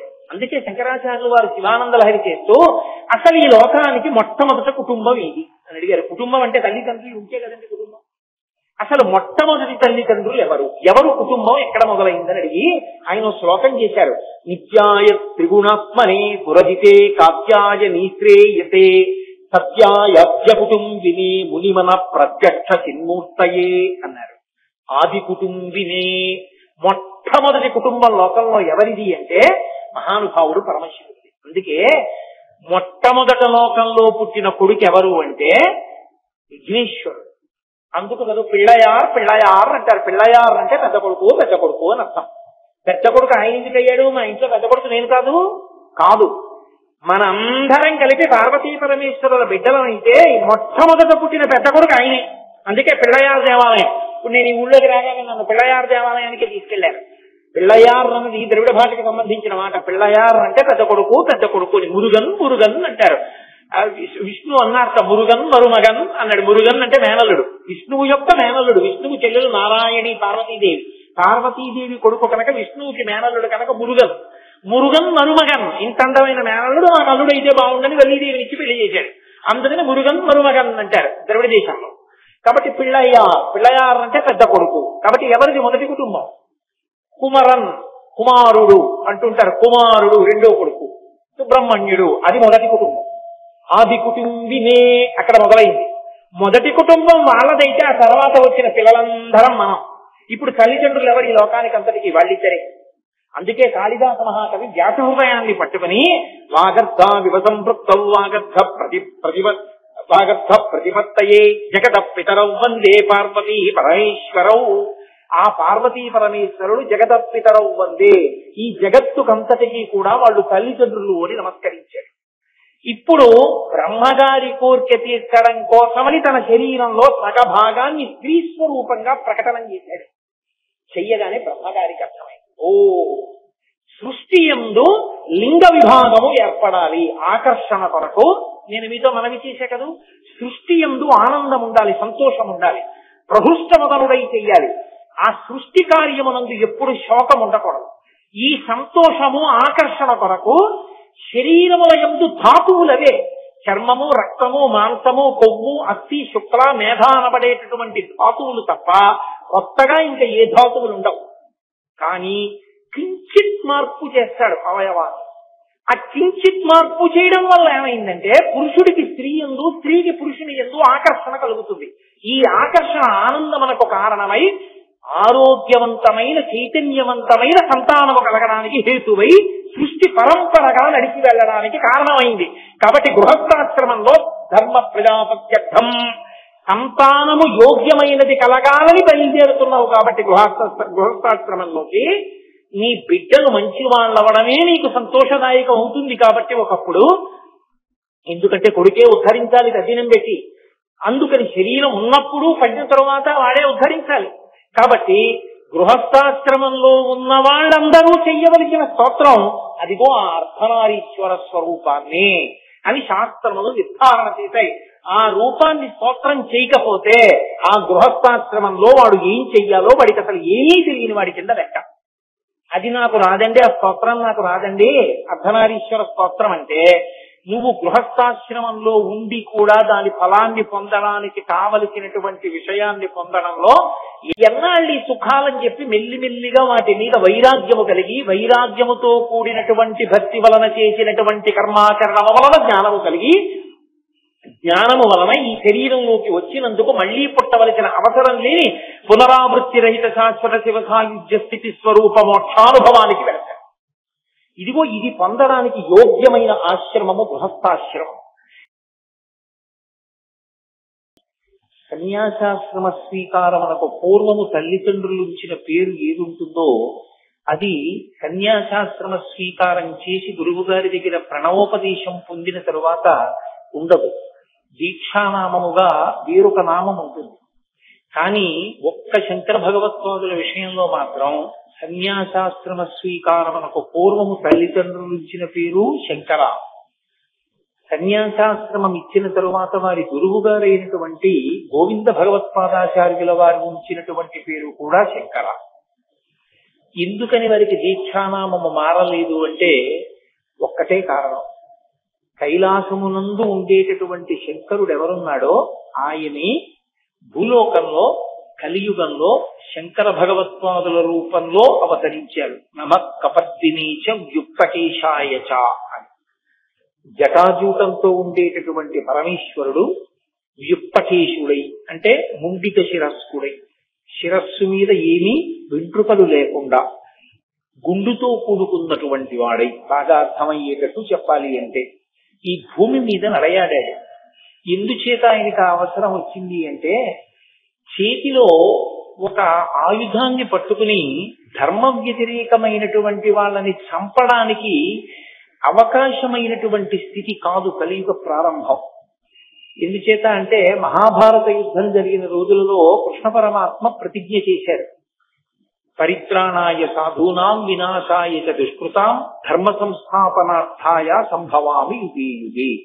నేను ధర్మాన్ని పాడు చేసేటటువంటి వాళ్ళని మట్టు పెట్టడానికి, ధర్మాన్ని మళ్లీ సువ్యవస్థితం చెయ్యడానికి అవతార స్వీకారం చేస్తూ ఉంటాను. కానీ ధర్మ వ్యతిరేకులైన వారందరినీ చంపుకుంటూ వెళ్ళిపోతే కలియుగంలో అసలు మనుష్యుడు అన్నవాడు మిగలడం. కలి యొక్క ఉద్ధతి అటువంటిది. కాబట్టి ఇప్పుడు చేతిలో ఒక అస్త్రాన్ని పట్టుకుని లేకపోతే ఒక శస్త్రాన్ని పట్టుకుని ఎవరు ధర్మ వ్యతిరేకులుగా ఉన్నారో వాళ్ళందరినీ చంపేయడం తేలిక మార్గం కాదు, అది అనుసరణీయము కాదు. మనసులను ఆవహించి ఉన్నటువంటి కలిని తొలగగొట్టాలి, అందరినీ ధర్మ మార్గంలో నడిపించాలి. అందుకే ఈసారి కృష్ణ పరమాత్మ చేసినటువంటి ప్రతిజ్ఞకి కొనసాగింపుగా పరమశివుడు కైలాసంలో ఉన్నటువంటి సర్వేశ్వరుడు ఈ భూమండలం మీద అవతరించాడు. అవతరించి భారతదేశం నలుచెరగుల పాదచారి 3 పర్యాయములు పర్యటించారు. కేవలం 32 సంవత్సరములు మాత్రమే వారు శరీరంతో ఉన్నప్పటికీ అవైదికమైనటువంటి వాదనలన్నిటినీ ఖండించి మళ్ళీ వేదము యొక్క ప్రమాణాన్ని సువ్యవస్థితం చేశారు. అద్వైత మార్గము శంకరాచార్యుల వారు కొత్తగా కనిపెట్టినది కాదు. అద్వైత మార్గము వేదాంతర్గతమైనటువంటి పరమ సత్యం. వారి జీవితంలో వారు చేసినటువంటి ప్రబోధమంతా అదే. అద్వైతము వేదాంతర్గతమై ఉన్నది. వేదాంతర్గతమైనటువంటి అద్వైత సిద్ధాంతాన్ని ప్రచారం చేశారు. కేవలం ఏదో ఒక సిద్ధాంత ప్రచారం చేయడం వారి లక్ష్యం కాదు. అవైదికమైనటువంటి వాదనలన్నిటినీ ఖండించారు. మళ్ళీ వేదము యొక్క ప్రమాణమును నిలబెట్టారు. నిలబెట్టి షణ్మత స్థాపనాచార్యులై మనుష్యులు భక్తి మార్గంతో నడవడానికి కావలసినటువంటి వ్యవస్థనంతటినీ ఏర్పాటు చేశారు. ఎవరు ఏ స్థాయిలో ఉన్నా ఆ స్థాయిలో భగవంతుణ్ణి పట్టుకోవడానికి వీలైనటువంటి మార్గాన్ని చూపించారు. అందుకే యథార్థమునకు ఆదిశంకరాచార్యుల వారు లేకపోతే, ఆ అవతారం లేకపోతే సనాతన ధర్మమునకు మనుగడయే ప్రశ్నార్థకమై ఉండేది. అంతటి క్లిష్ట పరిస్థితులలో వచ్చినటువంటి అవతారం శంకరావతారం. మహానుభావుడు వైదిక మార్గాన్ని మళ్లీ సువ్యవస్థితం చెయ్యడమే కాకుండా మళ్లీ అవైదికమైనటువంటి వాదనలు ఈ దేశంలోకి ప్రవేశించి వేద ప్రామాణ్యమును పాడు చెయ్యకూడదని 4 దిక్కులా 4 పీఠములను పెట్టి కాపుదలగా ఉంచారు. తూర్పున జగన్నాథులో గోవర్ధన పీఠము, పడమర ద్వారకలో కాళికా పీఠము, ఉత్తరమున బదరికాశ్రమములో జ్యోతిపీఠము, దక్షిణమున శృంగగిరిలో శారదాపీఠము. 4 పీఠముల నుంచి 4 వేదముల యొక్క ఆమ్నాయమును ఏర్పాటు చేసి అక్కడ పీఠాధిపతుల యొక్క పరంపర కొనసాగేటట్టుగా, ఆ పరంపరలో వచ్చేటటువంటి పీఠాధిపతుల యొక్క ధర్మ ప్రచారము చేత వేదము ప్రమాణముగా ఉన్నటువంటి సనాతనమైనటువంటి ధర్మమునకు ఏ విధమైన వైక్లభ్యమూ కలగకుండా అది కొనసాగింపు పొందేటట్టుగా చక్కటి వ్యవస్థని ఏర్పాటు చేసినటువంటి మహాపురుషులు, జగద్గురువులు ఆదిశంకర భగవత్పాదులు. అటువంటి శంకరులు ప్రస్థానత్రయానికి భాష్యం ఇచ్చారు. ప్రస్థానత్రయము అంటే భగవద్గీత, బ్రహ్మసూత్రములు, ఉపనిషత్తులు. ఈ 3టికి భాష్య గ్రంథాలను ఇచ్చారు. అంత పెద్దవాటికి భాష్య గ్రంథాలు చదువుకోలేరేమో అన్న వారి కోసం తరువాతి స్థాయిలో అందుకోవడానికి వీలుగా భగవత్ సంబంధమైనటువంటి భక్తి జ్ఞానములను ఏర్పాటు చేసుకుని వైరాగ్యమును పొందడానికి వీలుగా శివానందలహరి, సౌందర్యలహరి వంటి గ్రంథములను రచించి లోకానికి అందించారు. శంకరాచార్యుల వారు ఈ దేశానికి చేసినటువంటి మహోపకారం ఏమిటంటే, అందరు దేవతల మీద వారు వివిధ వృత్తములలో స్తోత్రములను రచన చేశారు. కొన్ని భుజంగ స్తోత్రములు. వారు స్పృశించని దేవతా స్వరూపం లేదు. సుబ్రహ్మణ్యేశ్వర స్వామి వారు, గణపతి, పార్వతీ పరమేశ్వరులు, శ్రీకృష్ణ పరమాత్మ, లక్ష్మీదేవి, శ్రీ మహావిష్ణువు, మీనాక్షి, పంచరత్నాలు. వారు స్పృశించినటువంటి దైవం లేదు. అందరు దైవాల మీద వారు స్తోత్రాలు ఇచ్చారు. స్తోత్రాలు ఇవ్వడం ఒక ఎత్తు అయితే, ఏ స్తోత్రంలోనూ కూడా వారు నేను చేస్తున్నాను ఈ స్తోత్రాన్ని అన్న భావన వచ్చేటట్టుగా వారు చెయ్యలేదు శ్లోకాలు. మీరు సంగీతంలో త్యాగరాజస్వామి వారి యొక్క కృతులను చూస్తే, త్యాగరాజస్వామి కీర్తనలలో త్యాగరాజనుత అని ఉంటుంది, ముద్ర అంటారు దాన్ని. త్యాగరాజనుత అంటే అదో ముద్ర. ఇది త్యాగరాజస్వామి వారి కీర్తన. మీరు త్యాగరాజనుత అని కీర్తన చేస్తే త్యాగరాజు చేత పొగడబడిన వాడా అని అర్థం వస్తుంది. శంకరాచార్యుల వారు జగద్గురువుగా ఈ దేశానికి చేసిన మహోపకారం ఏమిటంటే, ఎక్కడెక్కడ లోకానికి ప్రయోజనం కలగాలని వారు స్తోత్రాన్ని అందించారో అక్కడక్కడ వారు 2 మాటలను ప్రయోగించారు. నహ, మాం. సంస్కృతంలో ఈ 2 మాటలకి ఒక ప్రత్యేకమైనటువంటి స్థాయి. మాం అంటే నన్ను, నహ మమ్ములను. ఎందుకు ఆ మాటలు వేశారంటే, అది శంకరాచార్య కృతమై శంకరాచార్యుల వారు ఆ స్తోత్రం వలన లబ్ధి పొందడం ఆయన యొక్క ఉద్దేశ్యం కాదు. రేపటి రోజున ఈ స్తోత్రాన్ని ఎవరు చదువుకుంటాడో వాడు భగవంతుడి ముందు కూర్చుని ఆ స్తోత్రం చదివితే, లేదా భగవంతుణ్ణి ధ్యానించి ఆ శ్లోకాన్ని చదివితే, మాం అన్నప్పుడు ఆరక్షణ వాడికి కలగాలి, నహ అన్నప్పుడు ఆరక్షణ వారికి కలగాలి. అందుకే వారు స్తోత్ర రచన చేసి ఫలితాన్ని మనకి కట్టబెట్టారు. ఇది ఒక తండ్రి కొడుకు కొరకు ఎలా ఏర్పాటు చేస్తాడో అలా మన కొరకు కాలంలో ఎన్ని సంవత్సరములు దాటిపోనివ్వండి, ఎన్ని దశాబ్దములు శతాబ్దములు గడిచిపోనివ్వండి, మళ్ళీ మనం సక్రమంగా దేవతలని ఆరాధన చెయ్యడంలో స్తోత్రాన్ని చెప్పగలమో చెప్పలేమోనని మన కొరకు శంకర భగవత్పాదులు అత్యద్భుతమైనటువంటి స్తోత్రములను అందించారు. ఆ స్తోత్రములకి ఒక ప్రత్యేకత ఉంటుంది. ఏమా ప్రత్యేకత అంటే, ఒక్కొక్క స్తోత్రం ఒక్కొక్క ఆశ్రమంలో ఉన్న వాళ్ళకి ఎక్కువ ప్రయోజనాన్ని కల్పించేదిగా ఉంటుంది.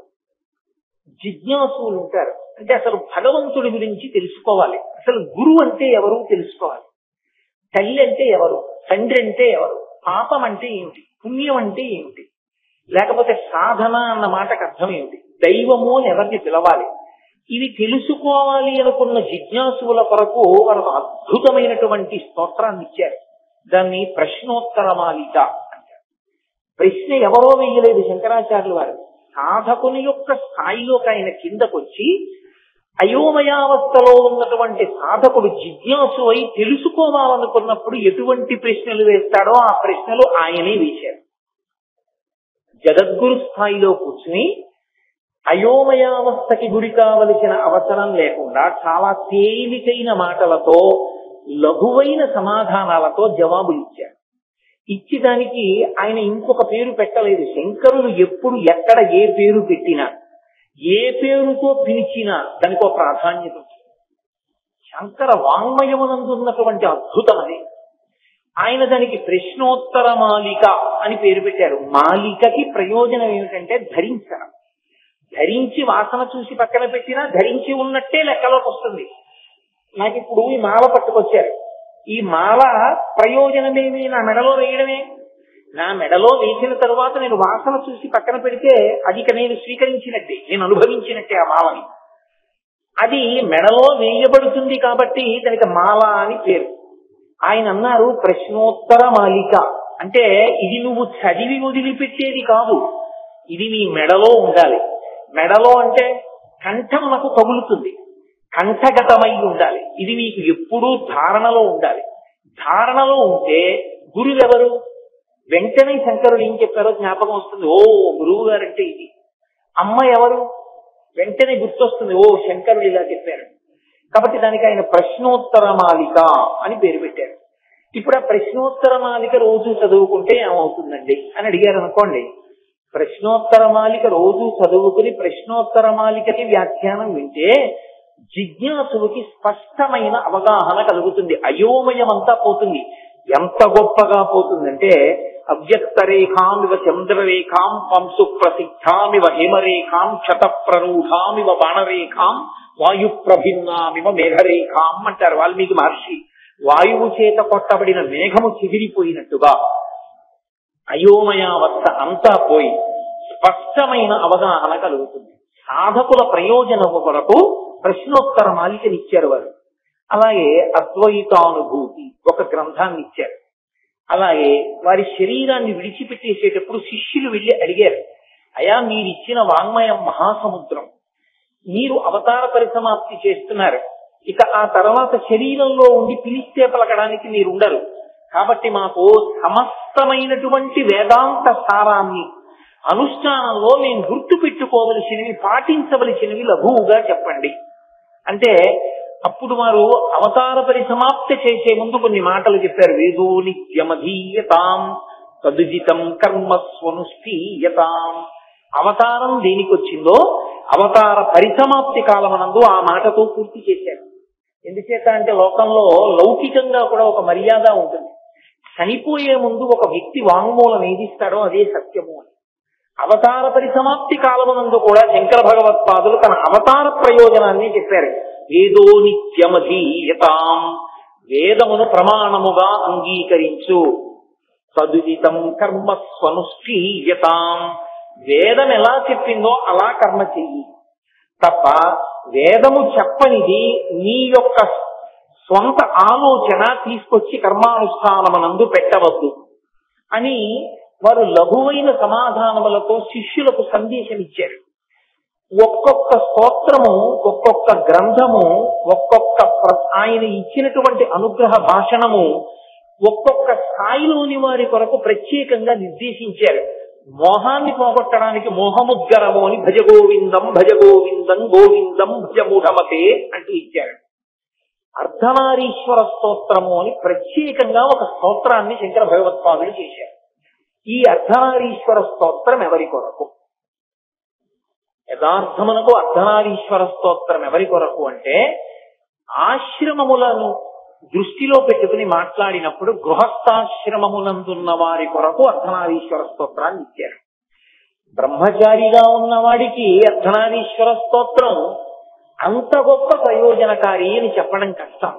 అలాగే వానప్రస్థుకి, సన్యాసికి ఆ వైభవాన్ని కీర్తించడానికి, మనసులో పెట్టుకోవడానికి పనికొస్తుందేమో కానీ ఒక ప్రయోజనాన్ని వనకూర్చడంలో కేవలం ఒక గృహస్థాశ్రమంలో ఉన్న వాళ్ళకి మాత్రం కరదీపికగా గొప్ప ప్రయోజనాన్ని చేకూర్చగలిగినటువంటి ఒక మణిగా శంకర భగవత్పాదులు బహూకరించినటువంటి అపూర్వమైనటువంటి స్తోత్రం అర్ధనారీశ్వర స్తోత్రం.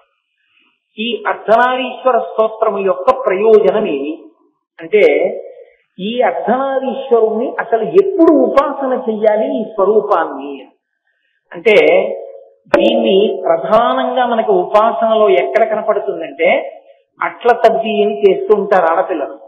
అట్ల తద్ది చేసినప్పుడు ఈ అర్ధనారీశ్వర స్వరూపాన్ని ఉపాసన చేసి పూజ చెయ్యాలి అని నియమం. అలాగే వివాహ పూర్వము అట్ల తద్ది చేస్తారు కన్యకామణులు. దాని ప్రయోజనం ఏమిటి? మంచి భర్త రావడం. మంచి భర్త అన్న మాటకి ఏమిటి అర్థం? మంచి భర్త అంటే ఐశ్వర్యం ఉన్నవాడా, చదువుకున్నవాడా, అందంగా ఉన్నవాడా, భార్య చెప్పిన మాటని ఒప్పుకునేవాడా, లేకపోతే తాను భార్యకి దిశానిర్దేశము చెయ్యగలిగినటువంటి వాడా, తన చిటికిన వేలు పట్టుకున్నందుకు ఉద్ధరించగలిగిన వాడా? ఎవరు మంచి భర్త రావడం అంటే? మంచి భర్త వచ్చుట అన్న మాటకి యథార్థమైన అర్థమేమి అంటే అన్యోన్యతతో జీవనము సాగి దాంపత్యమునకు ప్రయోజనములు ఏవి అని శాస్త్రము నిర్దేశించినదో ఆ ప్రయోజనములను సిద్ధింపచేయగలిగిన సమర్థుడైన పురుషుడు భర్తగా లభిస్తారు. ఎందుకంటే తస్మాత్ శాస్త్రం ప్రమాణం చే కార్యాకార్యం వ్యవస్థితం. శాస్త్రము ప్రమాణము తప్ప నేను చెప్తే ప్రమాణం కాదు, వేరొకరు చెప్తే ప్రమాణం కాదు. శాస్త్రాన్ని చెప్తే శాస్త్రం ఒక్కటే ప్రమాణం. శాస్త్రమును దృష్టిలో పెట్టుకుని శాస్త్రీయమైన ప్రయోజనములు జీవితమునకు సిద్ధింపజేయగలిగినటువంటి సమర్థత కలిగిన పురుషుడెవరో వాడు భర్తగా రావాలి. అటువంటి భర్త ఉచ్చుట కొరకు అట్ల తద్దినాడు చేసేటటువంటి ఉపాసనలో ఉండేటటువంటి మూర్తి అర్ధనారీశ్వర స్వరూపం. అలాగే వివాహానంతరము కూడా మళ్ళీ ఇదే నోము చేస్తారు, అదే అట్ల తద్ది నోము చేస్తారు. కొన్నాళ్ళు చేసి విజ్ఞాపన చేస్తారు వివాహితులు కూడా. మరి వివాహం అయిపోయిన తర్వాత కూడా అట్లతద్దికి ప్రయోజనం ఏంటి? భర్తతో అన్యోన్యతయే, అన్యోన్యమైన దాంపత్యము కొరకే ఈ వ్రతాన్ని చేస్తారు. చేసి అప్పుడు కూడా అర్ధనారీశ్వర స్వరూపాన్ని స్తోత్రం చేస్తారు. అసలు యథార్థంగా మాట్లాడాలంటే శ్రీకాళహస్తి వంటి పరమపావనమైన క్షేత్రంలో, శ్రీశైల క్షేత్రంలో యథార్థమునకు ఉన్నటువంటి స్వరూపము అర్ధనారీశ్వర స్వరూపమే. అందుకే నడిచే దేవుడిని పేర్గాంచినటువంటి మహాపురుషులు, కంచికామకోటి పీఠాధిపత్యం వహించినటువంటి మహాస్వామి చంద్రశేఖరేంద్ర సరస్వతి మహాస్వామి వారు శ్రీకాళహస్తి క్షేత్ర దర్శనానికి వెళ్ళారు. ఒకప్పుడు వెళ్ళి వారు ఒక మాట చెప్పారు. వారు ఒక్కసారి క్షేత్రం వంక చూస్తే ఆ క్షేత్ర వైభవాన్ని చెప్పగలిగేవారు. ఆయన అన్నారు, ఈ క్షేత్రము అప్రదక్షిణంతో కూడుకున్న క్షేత్రం. అందుకే రాజగోపురంలోంచి మీరు లోపలికి వెళ్ళినప్పుడు ప్రదక్షిణంగా వెళ్ళరు. కుడి భుజం వైపుకి ఉండదు దేవాలయం, ఎడం భుజం వైపుకి దేవాలయం ఉండేటట్టుగా పాతాళ గణపతి దగ్గర నుంచి వెడతారు. అప్రదక్షిణంగా లోపలికి వెడుతున్నాము అంటే రాహుకేతు పూజలు ఫలించేటటువంటి క్షేత్రము ఈ క్షేత్రమే. అందుకే దాని వ్యవస్థయే అప్రదక్షిణంగా వెళ్ళేటట్టు ఉంది. ఇక్కడ స్థలవృక్షం మహాబిల్వం. ఈ శ్రీకాళహస్తి క్షేత్రంలో అర్ధనారీశ్వర స్వరూపము అధిష్టానమై ఉన్నది. ఎక్కడో ఉంది ఆ స్వరూపం అన్నారు. తర్వాత ఆ స్వరూపం సువర్ణముఖరీ నది యందు ప్రకాశించింది. అక్కడ తవ్వుతున్నప్పుడు ఇప్పటికీ అక్కడ దేవాలయం ఉంది. కాబట్టి శ్రీకాళహస్తి క్షేత్రమునందు అర్ధనారీశ్వర స్వరూపం, శ్రీశైల క్షేత్రమునందు కూడా జ్యోతిర్లింగం ఒక చోట, భ్రమరాంబాదేవి ఒక చోట ఉన్నప్పటికీ అది అర్ధనారీశ్వర స్వరూపంతోనే ఉంటుంది. అందుకే ఇప్పటికీ శ్రీశైల క్షేత్రంలో సుప్రభాత పఠనం చేసి ప్రపత్తి చేసేటప్పుడు భ్రమరాంబ సహిత మల్లికార్జునుణ్ణి అర్ధనారీశ్వర స్వరూపంగానే స్తవం చేస్తారు. సోమోత్తంశ రామార్థభాగ శ్రీశైలాగ్రే కలసి వసతి విశ్వరక్షాధురీన ఏనం పాణౌ సరసి తరుణోల్లాసమేనాంక ఖండం పార్శ్వే వామే వపుషి తరుణీ ద్రక్షు కారుణ్య లీలాం భూతిం పాలే స్మితమభిముఖే గాంగమం భక్తపత్తే బిభ్రత్రేమ్నా భువనమఖిలం శ్రీగిరీశస్తపాయాత్. శ్రీగిరీశస్తపాయాత్, ఓ శ్రీగిరి, ఈ శ్రీశైల క్షేత్రమునందుండేటటువంటి మల్లికార్జునుడా నీ స్వరూపం ఏమిటో తెలుసా? ఏనం పాణౌ, జింక పిల్లని చేత్తో పట్టుకుంటాడు. ఏనం పాణౌ సరసి తరుణోల్లాసమేనాంక ఖండం పార్శ్వే మామే వపుషి తరుణీ. వపుషి అంటే శరీరం. శరీరము యొక్క వామార్థ భాగమునందు పార్వతీదేవి, ఎడమ భాగమునందు ఉంచుకున్నటువంటి ఓ పరమేశ్వరుడా నీకు నమస్కారము. సోమోత్తంస పరిషదామీశ జీవాసురీశ పాశచ్చేత్తాపదయుగజుషాం పుల్ల మల్లీ వికాస ధ్యేయో దేవ ప్రకటితవధూరూపవామస్మభాగ శ్రీశైలాగ్రే కలసి వసతి విశ్వరక్షాధురీణ అని ఇంకో శ్లోకం. ఓ విశ్వరక్షాధురీనుడైనటువంటి మల్లికార్జునుడా, నీ వామభాగమునందు అర్ధనారీశ్వరుడవై పార్వతీదేవి శోభిస్తోంది. ఈ రెండు క్షేత్రములు అర్ధనారీశ్వర స్వరూపములకు సంబంధించిన క్షేత్రములే. అటువంటి అర్ధనారీశ్వర స్తవాన్ని శంకర భగవత్పాదులు ప్రత్యేకంగా గృహస్థాశ్రమంలో ఉన్న వాళ్ళ కొరకే ఇచ్చారు. ఈ గృహస్థాశ్రమంలో ఉన్న వాళ్ళ కొరకు సన్యాసాశ్రమంలో ఉన్న శంకరాచార్యుల వారికి ఇవ్వవలసినంత అగత్యమేమి? వారు జగద్గురువులు కనుక వర్ణాశ్రమములు ప్రాణప్రదములై ఉంటాయి. ధర్మానుష్ఠానమునందు ఏది ప్రాతిపదిక అంటే వర్ణము ఆశ్రమము, ఈ రెండు ప్రాతిపదికలై ఉంటాయి ధర్మానికి. ధర్మము అంటే పట్టుకుని ఆచరించవలసినది. తెలియచేవా జనయిరితి ధర్మం. తెలుసుకోవడం పూర్వాంగం, అనుష్ఠించడం ఉత్తరాంగం. తదనంతరం దాన్ని అనుష్ఠించాలి తెలుసుకుని. సంధ్యావందనం చెయ్యాలి. ఎవరు చెయ్యాలి సంధ్యావందనం?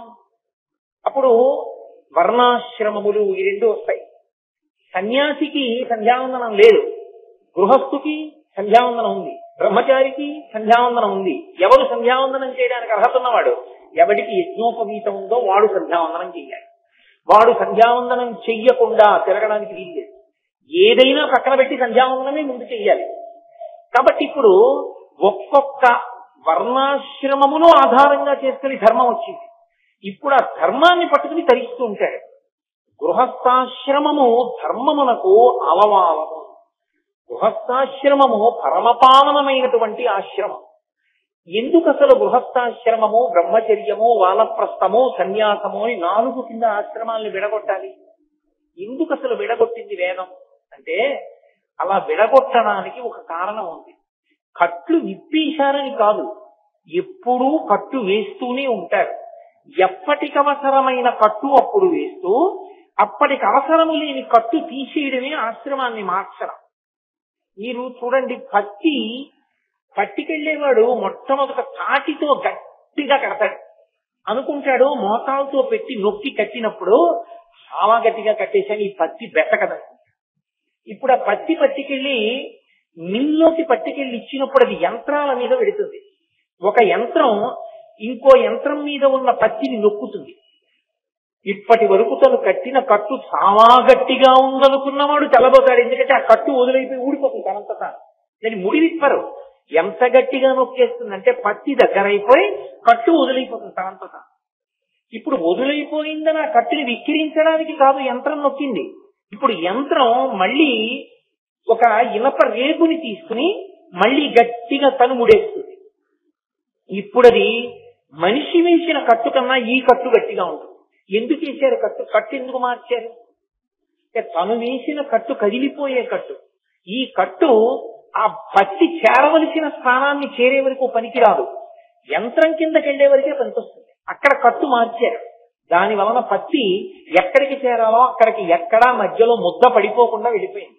అలాగే ఈ శరీరం అపురూపం, ఈ సాధనం అపురూపం. ఇది దొరకమంటే దొరికేది కాదు. మనుష్య శరీరం లభించడమే అదృష్టం. అందుకే 84 లక్షల జీవరాశులలో అత్యద్భుతమైన జన్మ ఏది అంటే మనుష్య జన్మయే. మనుష్యత్వం, ముముక్షత్వం, మహాపురుష సమాశ్రయ. ఈ 3 దొరకమంటే దొరికేవి కావు అంటారు శంకరాచార్యుల వారి వివేక చూడామణిలో. ఎందువల్ల గొప్పదైంది అంటే దీనితో ధర్మానుష్ఠానము చేయవచ్చు. మిగిలినటువంటి శరీరములు ధర్మానుష్ఠానమునకు పనికిరావు. వాటికి ఉన్నది ఒకటే ధర్మం, జంతు ధర్మం. దీనికి ధర్మానుష్ఠానమునకి ఇది పనికొస్తుంది. ఇది భగవన్నామమును చెప్పడానికి పనికొస్తుంది. మిగిలిన ఏ ఉపాధి కూడా ఇక భగవన్నామమును చెప్పడానికి పనికిరాదు. ఎన్ని లక్షల ప్రాణులు ఉండనివ్వండి, రామా రామా రామా అనవే అన్నారు అనుకోండి, అది అనలేదు. దీనితో ఇది జర్జరీభూతమైపోయిన రామా రామా రామా అని ఈ శరీరం అనగలదు. దీనికి ఒక్కదానికే స్వరపేటిక పెట్టి పరమేశ్వరుడు ఏదైనా ఉచ్చరించగలిగినటువంటి శక్తినిచ్చాడు. దాన్ని సక్రమంగా ఉపయోగించుకుంటే భగవంతుణ్ణి చేరుతాడు. దాన్ని దుర్వినియోగం చేసుకుంటే మళ్ళీ హీనోపాధుల్లోకి వెళ్ళిపోతాడు. అటువంటి ఉత్కృష్టమైన మనుష్య జన్మలో మొట్టమొదటిది బ్రహ్మచర్యం. బ్రహ్మచర్యమునందు శాస్త్రాన్ని అధ్యయనం చేస్తాడు. ఇది జీవిత పర్యంతము పనికొచ్చేటటువంటి శాస్త్రమునకు ప్రాతిపదికగా గురువు గారి దగ్గర కూర్చుని శాస్త్రాన్ని అధ్యయనం చేసి ప్రతిరోజు సమిధాదానము అని అగ్నిహోత్రంలో సమిధ సమర్పణం చేశారు. కొంతకాలం అయిపోయింది బ్రహ్మచర్యం. ఇప్పుడు శరీరము లోపల ఉన్నటువంటి మనసుకి ఒక లక్షణం ఉంటుంది. అది కాలమునందు శరీరమునందు పొటమరించేటటువంటి వికారం. ఋషులు అంత జాగ్రత్తగా దాన్ని లెక్క పెట్టారు. మీరు దాన్ని అంత పవిత్రంగా అర్థం చేసుకోవలసి ఉంటుంది. అణిచి పెడితే ప్రమాదం వస్తుంది కామాన్ని. ఒక వయస్సు దాటేటప్పటికీ శరీరమునందు కామము పొటమరిస్తుంది, మనసు కామభావన పొందుతుంది. ఇప్పుడు కామభావన పొందిన మనసుని మీరు బలవంతంగా నిగ్రహించారనుకోండి, కాలు కింద త్రాసుపావుని పెట్టుకుంటే ఎలా ఉంటుందో అలా ఉంటుంది. ఒకడు త్రాసుపావుని కాలు కింద పెట్టుకున్నాడు, ఇప్పుడు అదేం చేయదు కాబట్టి తల దగ్గర నొక్కి పెట్టి కూర్చున్నాడు. ఎంతసేపు భద్రంగా ఉంటాడు? కాలు అలా ఉన్నంతసేపే. పొరపాటున ఇలా అన్నాడో చనిపోయడం లెక్కే. కాలు కిందున్న త్రాసుపాము తాత్కాలికంగా తల ఉంచినా ఎప్పుడు కాలు తీస్తాడు కాటేద్దామని చూసినట్లే ఇంద్రియములు కాట్లు వేయడానికి సిద్ధంగా ఉంటాయి. అందుకే వ్యాస భగవానుడు దేవీ భాగవతం చేస్తూ ఒక మాట అంటాడు, ఇంద్రియాని బలిష్టాని ననియుక్తాని మానద అపక్వస్య ప్రకుర్వంతి వికారాం స్థామనేక అంటాడు. ఇంద్రియములు బలిష్టములు, అవి కాట్లు వేస్తాయి. మనసు అంత తొందరగా లొంగదు. లోకములన్నీయున్ గెలిచినాడ ఇంద్రియానీకము చిత్తమున్ గెలువనేరవు నిన్ను నిబద్ధు చేయు భీషణ శత్రులాపుర ప్రపిన్నుల చేసిన ప్రాణికోటిలో నీకు విరోధి లేదొకడు నిర్పున సూడుము ధనవేశ్వర అంటాడు ప్రహ్లాదుడు హిరణ్యకశిపుడితో భాగవతంలో. మనసుని ఇంద్రియాల్ని గెలవడం అంత తేలిక విషయం కాదు. కాబట్టి ఋషులు ఏం చేశారంటే ఒక అద్భుతమైనటువంటి ప్రక్రియ ఏర్పాటు చేశారు. కామమును ధర్మంతో ముడివేసేశారు. అందుకే వివాహం చేసినప్పుడు సంకల్పం ఏమి అంటే ధర్మ ప్రజాపత్యర్థం, ధార్మికమైన సంతానము కొరకు. నేను భార్యని స్వీకరించాననలో ధర్మపత్నిని స్వీకరించాడు. ఆమె పేరేమి? ధర్మపత్ని. ధర్మపత్ని సమేతస్య, ఆమె ధర్మమునకు ఆలంబనం. ఇప్పుడు కామము ఆమె యందు ప్రవర్తించింది. ఆమె యందు కామముంచుకున్న కారణానికి ధార్మికమైనటువంటి కట్టుబాటు వలన కామము ధర్మముతో ముడిపడితే ధర్మబద్ధమైన అర్థం వచ్చింది. ఏమిటా అర్థం? కొడుకు, కూతురు. కూతురు వచ్చింది, కన్యాదానం చేసి తరించావు. కొడుకు పుట్టాడు, పితృరుణం తీరిపోయింది. పితృరుణం తీరడానికి గృహస్థాశ్రమం ప్రాతిపదిక అయింది. 3 రుణములు ఉంటాయి. ఈ మూడు రుణములను తీర్చుకోవాలి అంటే ఒక రుణాన్ని బ్రహ్మచర్యంలో తీర్చుకోగలడు. 2 ప్రధానమైనటువంటి రుణములను గృహస్థాశ్రమంలోకి ప్రవేశిస్తే తప్ప తీర్చుకోవడం కుదరదు. నేనెప్పుడు చేశానండి అప్పు అంటారేమో. ఆ అప్పు మీరు ఎప్పుడు చేశారన్నది విడిచిపెట్టండి. మనుష్య జన్మ స్వీకరిస్తూనే పుడుతూనే 3 అప్పులతో పుడతాడు. 1 శాస్త్ర రుణము, 2 దైవ రుణము, 3వది పితృ రుణము. ఇందులో శాస్త్ర రుణము అంటే ఋషులు మన కొరకు శాస్త్రాన్నంతటినీ ఇచ్చారు చదువుకుని జీవితాన్ని బాగు చేసుకోమని. ఆ రామాయణం కోట్ల రూపాయలు ఖర్చు పెట్టేశాం. కనీసం నీ ఇంట్లో 6 కాండల రామాయణం లేకపోతే నీలో ఏదో పెద్ద తేడా ఉందని గుర్తు. నీ ఇంట్లో భాగవతం 12 స్కంధాలు లేకపోతే నీ జీవితంలో ఏదో పొరపాటు ఉందని గుర్తు. కనీసం గ్రంథాలు ఇంట్లో ఉండాలి, ఎప్పుడో ఒకప్పుడు చదువుతాం. అవి కూడా లేని ఇల్లు దారుణమైనవి. ఇన్ని లక్షలు ఇన్నిటికి ఖర్చు పెడుతున్నావు, రామాయణం 6 కాండలు నీ ఇంట లేవంటే ఏం చెప్పుకోవాలి? కాబట్టి శాస్త్రాన్ని చదవాలి. ఋషులు ఇచ్చిన శాస్త్రాన్ని చదివితే రుణం తీరిపోతుంది. ఋషి బ్రహ్మచర్యంలో శాస్త్రం చదువుకున్నాడు, రుణం తీరింది. కానీ పితృ రుణం, తండ్రికి రుణపడ్డాడు. ఏమిటి రుణం?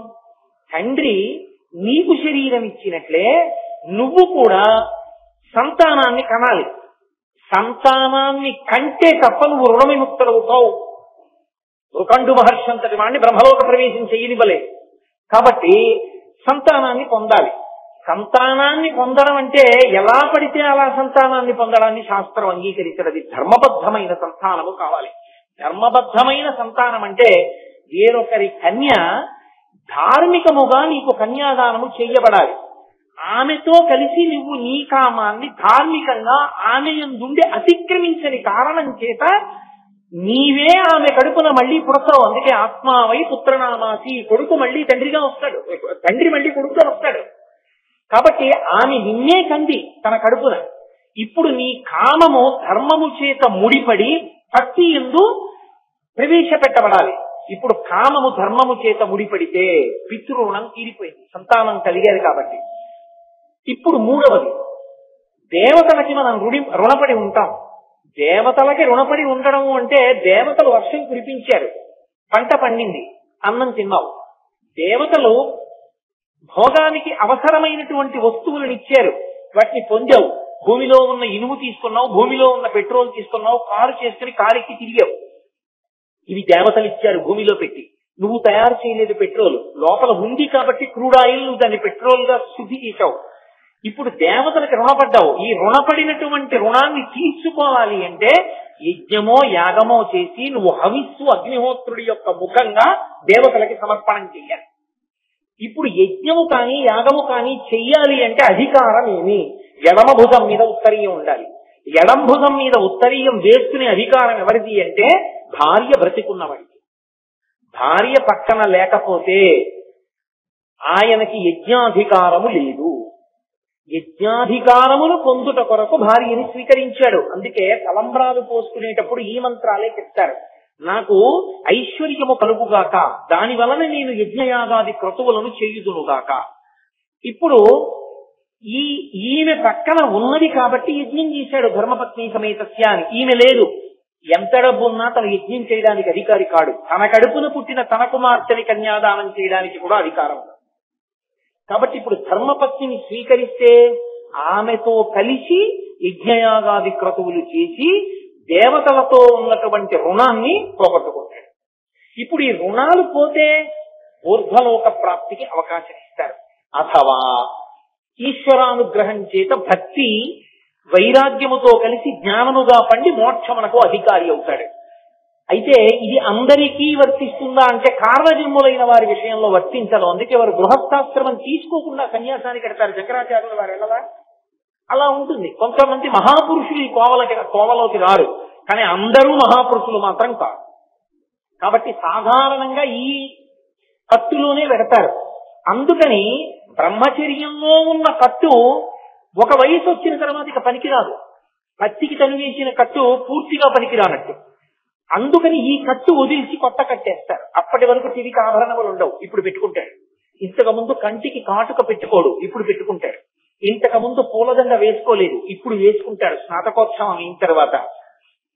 ఇంతకు ముందు తాంబూలం వేసుకోలేదు, ఇప్పుడు భార్యతో కలిసి భార్య ఇచ్చిన తాంబూలం వేసుకుంటాడు. అంటే ఏ భోగములను వేదము అనుమతించి నువ్వు అనుభవించవచ్చని చెప్పిందో వాటిని ధర్మంతో ముడిపడి అనుభవిస్తాడు తప్ప యథేచ్ఛగా భోగం అనుభవించడం అన్నది ఈ దేశమునందు లేదు. ఈ దేశమునందు దేనికైనా ఆలంబన అనేది అంటే ధర్మమే. ఏది ధర్మమో వేదం చెప్పాలి, మీరు నేను చెప్తే కాదు. వేదము ప్రమాణము. వేదము ఏది ధర్మం అని చెప్పిందో దాన్నే అనుష్ఠించవలసి ఉంటుంది. కాబట్టి గృహస్థాశ్రమము అత్యంత ముఖ్యమైన ఆశ్రమమై కూర్చుంది. ఇప్పుడు 2 రుణాలు దాంట్లో తీరుతున్నాయి. పైగా 2 ఆశ్రమాల్లో ఉన్న వాళ్ళు గృహస్థు మీద బతుకుతారు. బ్రహ్మచారి తన ముందుకు తినకూడదు. బ్రహ్మచారి గృహస్థు ఇంటి ముందుకు వచ్చి భవతి భిక్షాందేహి అంటాడు. బ్రహ్మచారికి గృహస్థు అన్నం పెడతాడు. సన్యాసి ఆయన దానం పుచ్చుకోకూడదు, ఒండుకుని పెట్టుకోకూడదు, రేపటికని దాచకూడదు. ఆకలేసినా అదో రోగం అనుకోవాలి. దగ్గు వచ్చింది అనుకోండి, తగ్గేవరకే మందు చేసుకుంటాం. ఉండిపోయింది కదా సీసాలోని పోషిస్తోంది నోట్లో. ఆకలేస్తే కడుపులో ఆకలి మంట చల్లారే వరకు మాత్రమే తినాలి, రుచి కోరకూడదు. ఎక్కడికి వస్తాడు? గృహస్థు ఇంటి ముందుకు వచ్చి భవతి భిక్షాందేహి అంటాడు. గృహస్థు అన్నం పెడతాడు. కాబట్టి ఇటు బ్రహ్మచారి కానీ అటు సన్యాసి కానీ గృహస్థు మీద ఆధారపడి ఉన్నారు. 4 ఆశ్రమములలో 2 ఆశ్రమములు మూడవదైన గృహస్థాశ్రమం మీద ఆధారపడి పరిడమిల్లుతున్నాయి. అంత పరమ పవిత్రమైన ఆశ్రమము గృహస్థాశ్రమము. పైగా గృహస్థాశ్రమం కోటలో కూర్చుని యుద్ధం చేయడం లాంటిది. ఇక్కడ వేదము అనుమతించిన సుఖములను అనుభవిస్తాడు. అనుమతింపబడిన సుఖములను అనుభవించి ఇదొక సుఖమా అని వైరాగ్యాన్ని పొందుతాడు. కాబట్టి అసలు అది ఆ సుఖమేమిటో తెలియకుండా బలవంతంగా త్రాసుపావుని తొక్కి పెట్టవలసిన అవసరం గుర్తుండదు. ఏమి సుఖం అండి అంటే మధుర పదార్థాన్ని తిన్నాడు. ఇన్నేళ్ల నుంచి తింటున్నాను మధుర పదార్థాలు. ఏముంది అందులో? అంబుజోదర దివ్య పాదారవింద చింతనామృత పాల విశేషమత్త చిత్త మీరీతి ఇతర విషయం పూచేర నేర్చు వినుత గుణశీల మాటలు చేయునేలా అంటాడు ప్రహ్లాదుడు. భగవంతుని పాదములను అర్చించినప్పుడు కలిగేటటువంటి ఆనందామృత ధారణను బ్రోలడం కన్నా ఈ మధుర పదార్థాన్ని తినడంలో ఏముందంటాడు. ఇప్పుడు వైరాగ్యం కలిగింది. అందుకే అమరేంద్రాదులు కొల్చు భంగి జనుల వ్యాఖ్య సేవించగా విమల జ్ఞాన విరక్తి ముక్తి వసగున్ వేయేల భూనాథ సత్ కమలాధీశు కథా సుధారత నదీ కల్లోల మాలా పరిభ్రమమెవ్వానికినైనా కర్ణయుగళీ పర్వంబు కాకుండునే అంటారు పోతన గారు. ఆ భగవత్ కథాశ్రవణము కూడా భక్తి స్వరూపమై నవవిధ భక్తులలో ఎన్నాళ్ళు ఈ సుఖాలని చెప్పి మెల్లిమెల్లిగా వాటి మీద వైరాగ్యము కలిగి వైరాగ్యముతో కూడినటువంటి భక్తి వలన చేసినటువంటి కర్మాచరణము వలన జ్ఞానము కలిగి జ్ఞానము వలన ఈ శరీరంలోకి వచ్చినందుకు మళ్లీ పుట్టవలసిన అవసరం లేని పునరావృత్తి రహిత శాశ్వత శివ సాయుధ్య స్థితి స్వరూప మోక్షానుభవానికి వెళ్తారు. ఇదిగో ఇది పొందడానికి యోగ్యమైన ఆశ్రమము గృహస్థాశ్రమం. ఈ గృహస్థాశ్రమంలో ఇన్ని పండాలి అంటే మొట్టమొదటి నియమం ఒకటి ఉంటుంది. ఏది అంటే ఒండురులకు అన్యోన్యత.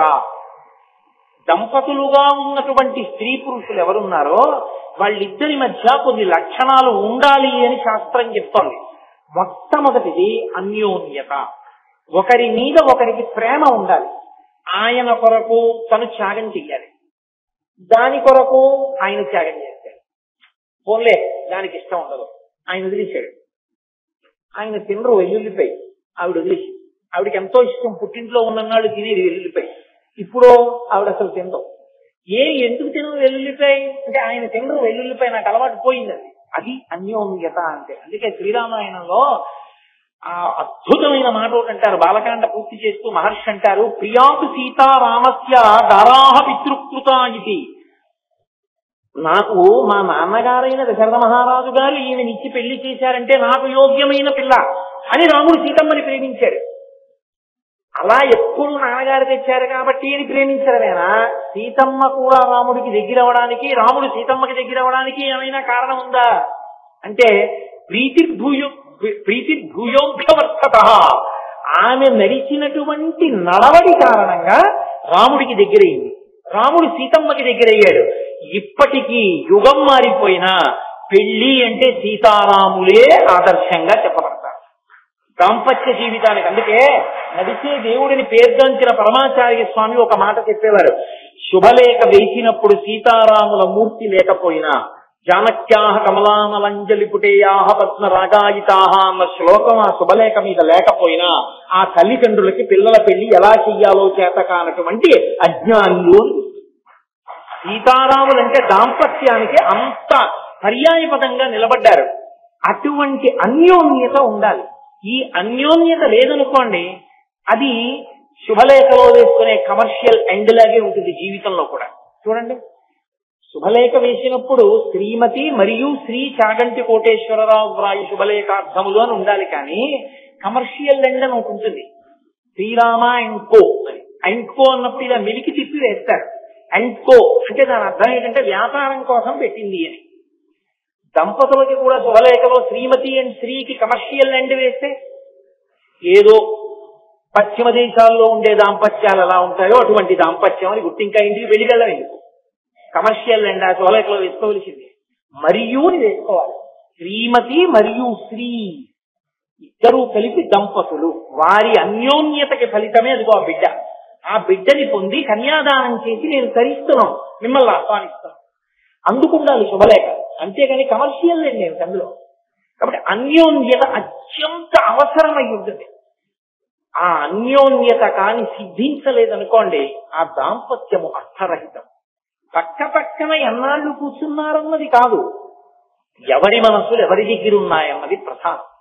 వివాహం అయిపోయిన తరువాత కూడా పురుషుడి మనసు పురుషుడి దగ్గరే, స్త్రీ మనసు స్త్రీ దగ్గరే ఉండిపోతే దంపతుల్లో ఆ దాంపత్యము అర్థరహితము. శీశుపావృక్షం మీద కూర్చుని సీతమ్మని చూసిన హనుమ అన్నారు, అస్యాదేవ్యా మనస్తస్మిన్ తస్య చాస్యాం ప్రతిష్ఠితం తేనేయం శశి ధర్మాత్మా ముహూర్తం అభిజీవతే. సీతమ్మ మనసు సీతమ్మ దగ్గర లేదు, రాముడి దగ్గర ఉంది. రాముడి మనసు రాముడి దగ్గర లేదు, సీతమ్మ దగ్గర ఉంది. ఇద్దరి మనసులు వేరొకరి చేతుల్లోకి వెళ్ళాయి కాబట్టి వీళ్ళిద్దరూ ఇంత గొప్ప దంపతులు అయ్యారు. శారీరకంగా విడివిడి ఉన్నా మానసికంగా వీళ్ళు కలిసే ఉన్నారు, వీళ్ళు దంపతులంటే. కాబట్టి ఆ అన్యోన్యత మనోకోణముగా ఆవిష్కరింపబడాలి. ఈ దాంపత్యము సిద్ధించడం కొరకే సుముహూర్తం వరకు ఒకరి కన్నులలోకి ఒకరిని చూడనివ్వరు. సుముహూర్తం అంటే జీలకర్ర బెల్లం పెట్టడం కాదు, ఒకరి కళ్ళల్లోకి ఒకళ్ళు చూసుకోవడం. అందుకే ముహూర్తం చూడటాన్ని చెప్పింది కరణి దించి, తప్ప జీలకర్ర బెల్లం పెట్టడం ముహూర్తం కాదు. అది వేరు కారణానికి పెడతారు. ఇప్పుడు అవన్నీ నేను ఎందుకు చెప్పడం, ఇప్పుడు వివాహకాండ గురించి నా ప్రసంగం కాదు. కాబట్టి గృహస్థాశ్రమమునందు అన్యోన్యత ప్రధానం. అది ఉన్నంతసేపు యువతల వారి యొక్క బలహీనతలు ఎన్నున్నాయో ఆ బలహీనతలన్నీ తను రక్షించడానికి కారణములుగా ప్రేమ చేత కప్పబడిపోతాయి భర్త దగ్గర. అది అమాయకురాలండి పాపం, ఇప్పటికీ దానికి గడుసుతనం లేదు. ఎక్కడ ఏం చెప్పాలో ఏం చెప్పకూడదో దానికి తెలియదు. కాబట్టి భర్త కంటి పిల్లకి చెప్పుకున్నట్టు ఇంట్లోంచి బయలుదేరే ముందు వాళ్ళు చాలా తెలివైన వాళ్ళు ఇలా అడుగుతారు, నువ్వు తొందరపడి ఏం చెప్పకే, ఏమో మా ఆయనకి తెలిసాను నేను సర్దుకుంటానంటే. ఏది బలహీనతో దాన్ని బయట చెప్పడం, తను కప్పుకుంటాడు. కారణం అన్యోన్యత. ఆయనకి తెల్లవారి నిద్ర లేవగానే ఓ కప్పు కాఫీ తాగాలి. ఏదో పై ఊరు వెళ్ళారు, నిద్ర లేచి మొహం గడుపుకుని కాఫీ తాగే మనిషి అనుకోరు వాళ్ళు, కాబట్టి వీళ్ళు కాఫీ ఇవ్వరు. ఈవిడేం చేస్తుందంటే నేను కాఫీ తాగకపోతే ఉండలేనని కాఫీ తయారు చేసుకుని పవిటి సాక్ష పెట్టి లోపలికి తెచ్చి కాఫీ